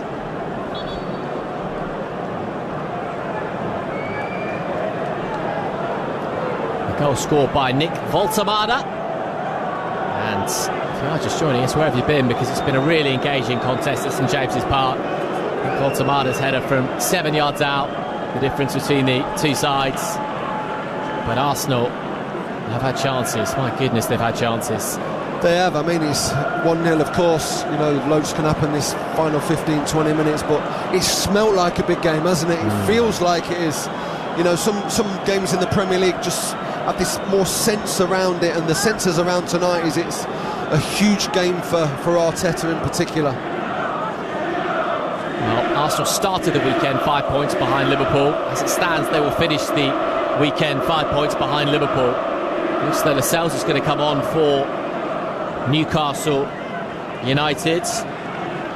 So Jamal Lascelles was left out of Newcastle Champions League squad. His only appearance since March 2024 was as a sub in the 0-0 Premier League draw at Bournemouth last weekend. Liverpool's being helped onto the stretcher, and it's a big 15 minutes here for the player who hasn't really played much of late. Oh, this is horrible to see. You know, this is the worst part of being a footballer, where you leave the field on a stretcher, and such an innocuous fall as well for Livramento. I wish him well. So Livramento is off, and Jamal Lascelles will take his place, and there's a ripple of appreciation and applause and chants inside St James's Park, and Livramento head in his hands. He never liked to speculate, but it didn't look good. No, it doesn't look good, and he's had his injuries as well in the past, so let's hope it's not as serious as it looks. Real shame for Livramento, who's played every minute in the Premier League and Champions League so far this season. Lascelles on then, and it remains Newcastle 1, Arsenal 0. So can Arteta's men turn this around in the final 13 minutes or so here? There'll be a good chunk of time added on at the end of the 90. As always, throwing for Arsenal. Rice helps it forwards towards Gyökeres. Gyökeres is challenging with the two centre-backs for Newcastle United. Arsenal once again in possession now with Gabriel. Gabriel towards the edge of the penalty area. And Burn was there initially, and Rice skips it forward now towards Martinelli. It's Martinelli now for Arsenal, still Martinelli. And still Martinelli, who wedges the cross in towards the box, and Zubimendi. Did Zubimendi keep it in play? He did. Here's Trossard to, well, he tried to go forwards, but Tonali smashed it long, and it's all a little bit messy from both sides, and it's going to be a throw-in now for Newcastle on their right-hand side, which they will take their time over.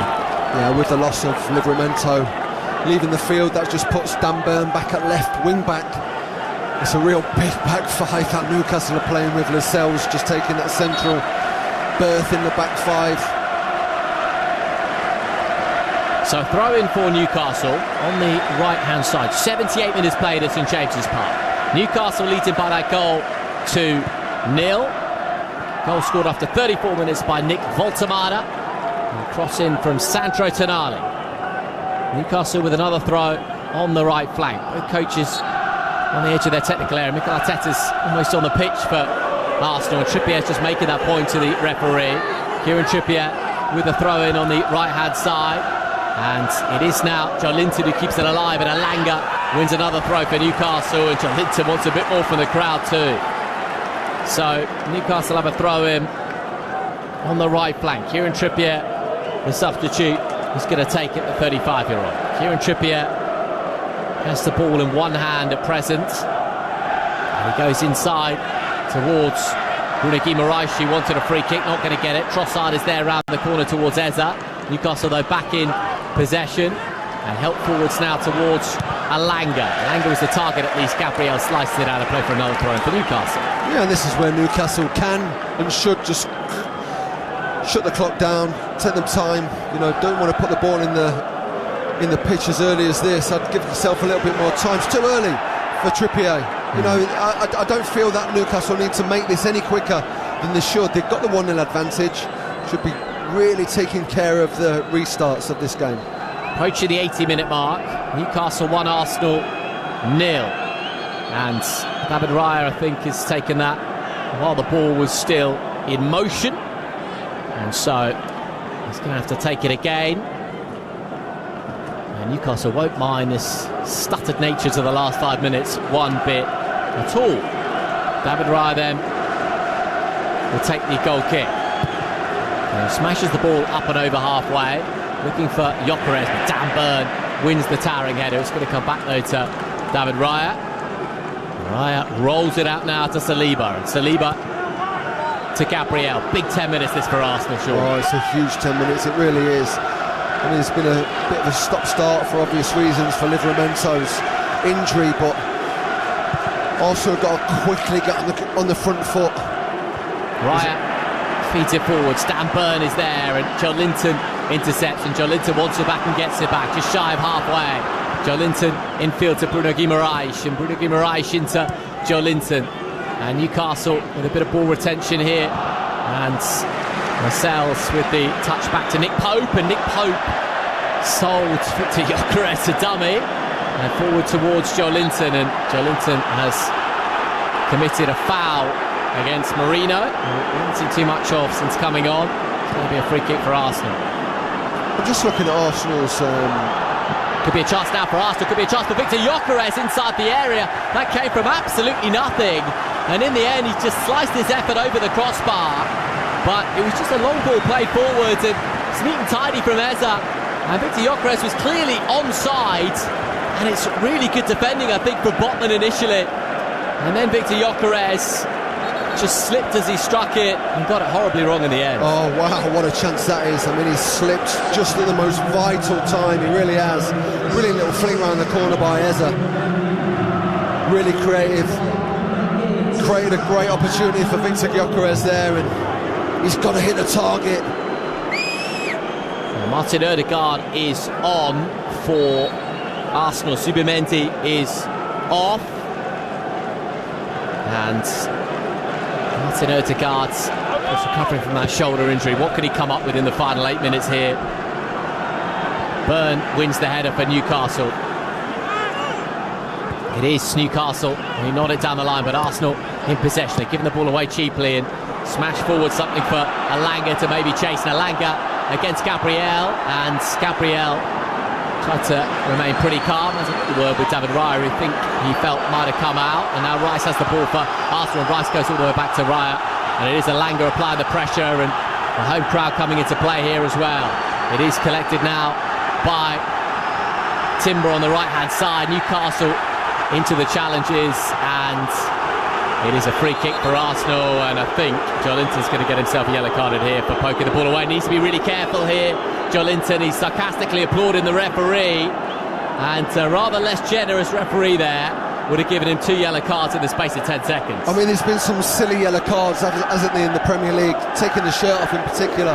We've seen it again this weekend, loads of players taking the shirt off, getting the yellow cards, but that's as bad as it gets for me. Clapping the referee when you've just been booked. So stupid given the context of the game. 7 minutes left to play at James's Park. Newcastle 1, Arsenal 0. Saliba has it for Arsenal. Now Martin Ødegaard. Ødegaard off the pitch, onto the pitch I should say, just a moment or so ago. Gathered now by Trossard. Trossard, who struck the woodwork earlier on in the contest. Martin Ødegaard to Trossard. All this being played left-hand side for Arsenal. Nicely done. It's Declan Rice inside the area. And Declan Rice was trying to find Victor Gyökeres. And it's behind for a corner kick for Arsenal. But he found himself with so much space, Declan Rice, inside the penalty area on the left-hand side. Just couldn't quite find the right cutback. Yeah, Guimaraes just switched off, didn't he? Let Declan Rice get the other side of him. Brilliant defending by Newcastle. Why they've got the back five? For them exact reasons. Narrow in the space. Corner kick taken quickly. Here's Eza. Eza to Ødegaard. Ødegaard now to Declan Rice into the penalty area. There's the header, and there is the equalising goal for Arsenal. And the set-piece specialist strike, and it's the substitute Marino with the equalising goal at St James's Park. And we have parity. Beautiful ball floated into the penalty area. And Marino just needed to help it on. And he did just that. It's Newcastle 1, Arsenal 1. Well, very similar to the goal that Newcastle scored in the first half. Different type of set player, short one, creative, brilliant ball there by Declan Rice. And you've got to say, he's been great, hasn't he, for Arsenal? Whenever he's played, he's come up trumps. Marino, a lovely header. Botman just loses him at the most vital of times. and it goes in off the post. You've got to say Arsenal deserve this. Oh, absolutely. Well, Newcastle United almost sleeping a bit with a quick short corner. There's one or two touches in there to create the angle on it, and when it was floated in, Marino just needed the faintest of touches, and it's one apiece. And Arsenal from here will feel as though they can go on and win it, but Newcastle at the other end through Bruno Guimaraes. It's Alanga inside the area. It's Alanga wants the handball, he wants a penalty to Alanga. Referee initially said no. Trippier has the ball for Newcastle, certainly struck an arm in there. Alanga has the ball right hand side. Newcastle fans want a penalty. Trippier collects, and now it's Bruno Guimaraes, and we haven't heard the end of that. Bruno Guimaraes twisting and turning to Alanga, and now Trippier, and now Alanga. Alanga feeds the ball into the area. Big Dan Burn is in there, keeps it alive. Dan Burn and Arsenal and Saliba will bring it away. It's out of play for a throw, but surely there's going to be a little look here. What was your first reaction, Sean? My first reaction is not a penalty. I didn't think it... Oh, wow. Again, we've just seen that replay. Left arm's away from the body. That's not a natural position. It's a penalty. Gabriel was on the slide. We've seen big calls tonight. This is a penalty for me. Well, it was Alanga inside the area on the right-hand side. He tries to get the cross into the penalty area. Gabriel's on the floor. I mean, he's only a couple of yards away from it, but it's the left arm of Gabriel that is far away from his body. And I think by the letter of the law, it's got to be a penalty, because Alanga tries to cross it. Gabriel's on the deck, and he clearly strikes the left arm of Gabriel. Referee initially said no penalty, and what's the decision going to be? Referee Jared Gillett, is he going to be called across to the monitor here? He's saying no penalty, and it is. I think because it's come off the foot first. Just little small details. Came off the foot of Alanga before. Well, it's going to be a yellow card in the heart of all this. Been some contentious decisions this evening, which will be picked apart, no doubt, later on. Tyndall, assistant coach, goes into the notebook. It's a throw-in now for Newcastle. And it's going to be a substitution here for Arsenal. And Lewis Skelly is going to come on here for Trossard. Well, Arsenal have been playing with no left-back for the last 20 minutes. I mean, it's been a strange system that Mikel Arteta's adopted. Now they've brought Trossard on and a proper left-back on the pitch. So, throw-in for Newcastle United. 8 Newcastle United players in and around the confines of the area. It's going to be a long throw from the left-hand side. Dan Burn hoisted into a good area. Gabriel was there, and Arsenal will now bring it away, and that's going to be a yellow card for Dan Burn because he's committed the foul against Martinelli, and it's going to be a free kick here for Arsenal. And we mentioned earlier on when they were trailing 1-0, Sean, it's a big half an hour, big second half for Arsenal. It still feels like what will end up being a big 10 minutes here, because Arteta's got to believe he can go on and win this game. Absolutely, we said, didn't we, before the game started, before a ball was even kicked, it's got to be a win for Arsenal tonight, and I make no mistakes about it. The monumental night this is for Arsenal Football Club. They've played particularly well in the night. They've just been a little bit sloppy at times. Hoisted forward towards Eze, and Arsenal once again towards the edge of the penalty area. Newcastle will scrape it away, but only as far as Eze once more. Bruno Guimaraes is there. Guimaraes, that's clever, because he goes down, wins a free kick for Newcastle under the feint of the contacts. It's going to be a throw-in instead. No, it is a free kick for Newcastle. 88 minutes play, coming up to 89 minutes. Holtemada's goal gave Newcastle the lead on 34 minutes. Mikel Marino with the equalising goal on 84. The substitute after the ball in from Declan Rice. After a corner kick was taken short. In the second half, Newcastle have had 3 attempts. Arsenal have had 9. Arsenal have had 72% possession in the second half. I mean, on the balance of chances alone, I have to say Arsenal have done enough to win the game, but not in terms of the scoreline. 1 apiece to score.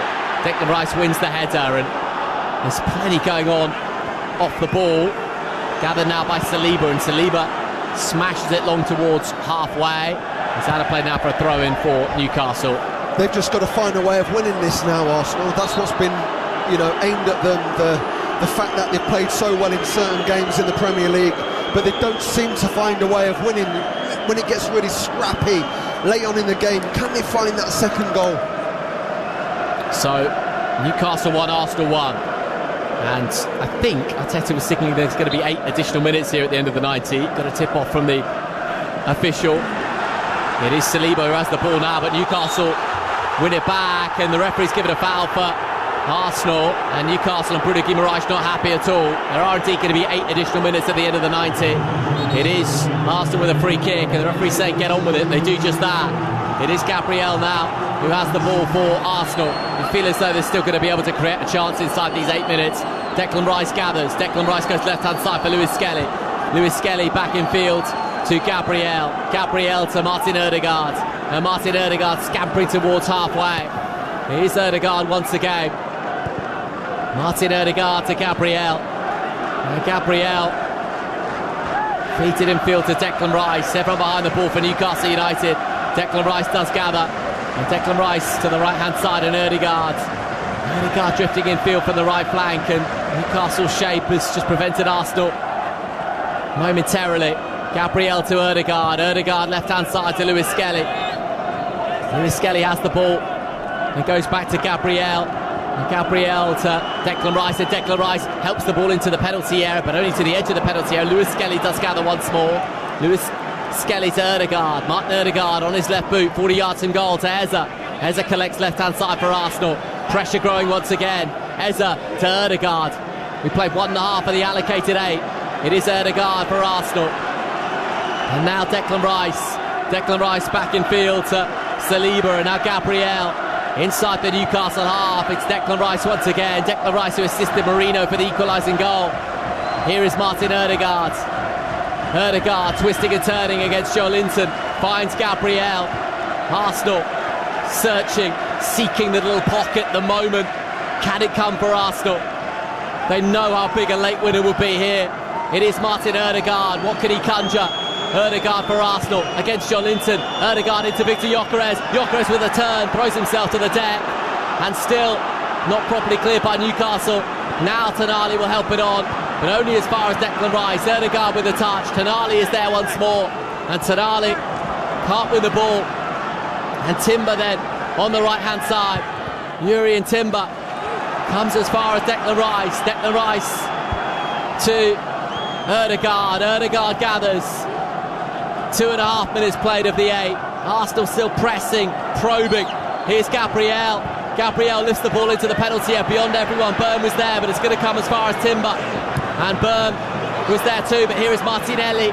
Martinelli's inside the area. It's Martinelli to Declan Rice. Declan Rice to Timber. Timber gathers, and Declan Rice scoops the ball up towards the back post. Safe hands from Nick Pope. And Nick Pope wheels the ball out, looking for the run of Asula. And is that going to be a free kick for Newcastle, because Alanga, I think, was fouled? Certainly what Alanga feels. Well, Nick Pope could have held on to the ball there. Chose not to. Yeah, I was really surprised that he tried to get the ball back in play as quickly as he had. I mean, this is a great point for Newcastle. Just the manner of the evening as well. They've been on the back foot a lot, defending for their lives. You know, can they just nick this point? There's going to be a substitution here for Newcastle. John Linton is off. Harvey Barnes is on. And maybe Eddie Howe just looking for another outlet. Lose the height though and physicality of Joe Linton. Free kick for Newcastle, just shy of halfway. Kieran Trippier floats the ball up towards Dan Burn on the edge of the area. Comes as far as Alanga, who keeps it alive. And it is David Raya who collects, and he will look to launch a quick counter for Arsenal on the right-hand side. And Martin Ødegaard. We play 4 minutes of the allocated 8. It's Martin Ødegaard. Space now for Arsenal because Declan Rice is steaming towards the edge of the area. It's Declan Rice now and Lewis Skelly. Lewis Skelly's approaching the edge of the area. And it is now Martin Ødegaard. Martin Ødegaard, really nicely done towards Lewis Skelly. And Lewis Skelly is challenged and is behind for a corner kick. And for a moment there, I thought Lewis Skelly was in. That's an incredible defensive challenge. Unbelievable. Game-challenging tackle, it really is. I mean, it's a wonderful, wonderful ball by Ødegaard. Skelly gets in behind, but Chow, look at that. Fantastic by Chaub, by Newcastle. Well, Newcastle conceded from the last corner kick from this position. Once again, Arsenal are in prime territory. Declan Rice, I think, has just shaken his head at the short corner. Declan Rice, right-footed, swings it into a good area once more. Drops on the edge of the penalty area for Martinelli. And comes as far now as Ødegaard. 5 minutes of the 8 have been played, 3 remain. Back into the penalty area. Pope is there and claims. And Pope is going to launch it long, but he only launches it as far as an Arsenal player. And here come Arsenal once again. And here comes Declan Rice. And Declan Rice, right-footed, swings the ball into a good position. It's behind for another corner kick for Arsenal. And Nick Pope, I think, would love his time again at that distribution. Yeah, he's got to use his experience better than that, Nick Pope. I mean, he's rushed the last 2 times he's been in possession. Well, Arsenal, I think, were just shouting for a handball inside the area. And it's going to be another corner kick then for Arsenal. On the right-hand side, Martin Ødegaard will take it. Ødegaard left-footed into a good area, and there's the winning goal for Arsenal. It's a massive 3 points in the context of the title race, and it's Gabriel who wheels away in celebration. It had been coming. It had been coming. And Arsenal, in the 6th minute of added-on time at the end of the 90 at St James's Park, have taken a precious 3 points. Newcastle 1, Arsenal 2. Well, for me, that stems from Nick Pope, the goalkeeper. He's been excellent for Newcastle tonight. He had the ball only 2 minutes ago, decided to try a 70-yard kick downfield, and he just made the worst of mistakes. Put his team on the back foot, and again, great delivery by Arsenal, and Gabriel's there. We pointed the finger at Gabriel for the Voldemort goal, but he's won the game for his team tonight. Wow. So disappointing for Newcastle. Well, it was Martin Ødegaard with the corner kick on the right-hand side, left-footed, and Gabriel, in amongst the sea of bodies, rose highest and rose truest to nod it home. And it's Newcastle 1, Arsenal 2, and Arsenal are going to within 2 points in Liverpool at the top of the Premier League table. And when you tally up the points in May, I just wonder how important that could be. Mikel Arteta absolutely delighted on the touchline. Short on the balance of play. I mean, they've deserved it, Arsenal. No, they have. I mean, you've got to give credit where credit's due. You know, if you're challenging and you're chasing 5 points like they were before the game, you know, the half-time team talk would have been massive for Mikel Arteta. And you've got to say his team have delivered, and they've really produced for him in this second half. It's not been fantastic by any stretch of the imagination, but they have found a way of winning it. And that's what Arsenal have done tonight. Unless, is there one last very improbable twist in the tail? Declan Rice will see to that there isn't. I mean, it's easier said than done, of course, but did Newcastle drop too deep too early? You wonder, is that going to be a free kick for Newcastle? It is. And there'll be time to take this as well, because the celebrations after the goal lasted a good minute or so. So the 8 allocated on is going to be 9 or 10, you would have thought. Free kick then for Newcastle. Yeah, Mikel and his bench, they celebrated like they'd won the league already. Yeah. It was incredible celebrations, all things considered, Mikel. You know, it's still early days in the Premier League season. Here's a free kick for Newcastle United. Into the penalty area it goes. Final seconds of the game, surely now. Not properly cleared by Gabriel. Might break here, but there's a sea of bodies in there, and it squirms away for a throw-in for Newcastle. And I think there'll be time to take this as well. Well, we had 8 initially. I think the referee's going to just stop the game momentarily because there was so much going on inside the penalty area. And there was Saliba and others twisting and turning. I don't think there's enough for a decision to be given. And it's going to be Kieran Trippier with a long throw into the area. Dan Burn does flick it on. Eza with the clearance. And the full-time whistle goes. Newcastle United 1, Arsenal 2. Arsenal go to within 2 points, and Liverpool at the summit of the Premier League standings. 2 late goals. A header from Mikel Merino at 84 minutes, and then Gabriel 6 minutes into added on time at the end of the 90 delivered the winning goal for Arsenal. A massive moment for Mikel Arteta and Arsenal after Newcastle United had led through Nick Voltemada with his goal on 34 minutes. Well, a really high octane, exhausted game of football, Sean. But in the end, Arsenal have got the job done. I loved it. Thought it was brilliant.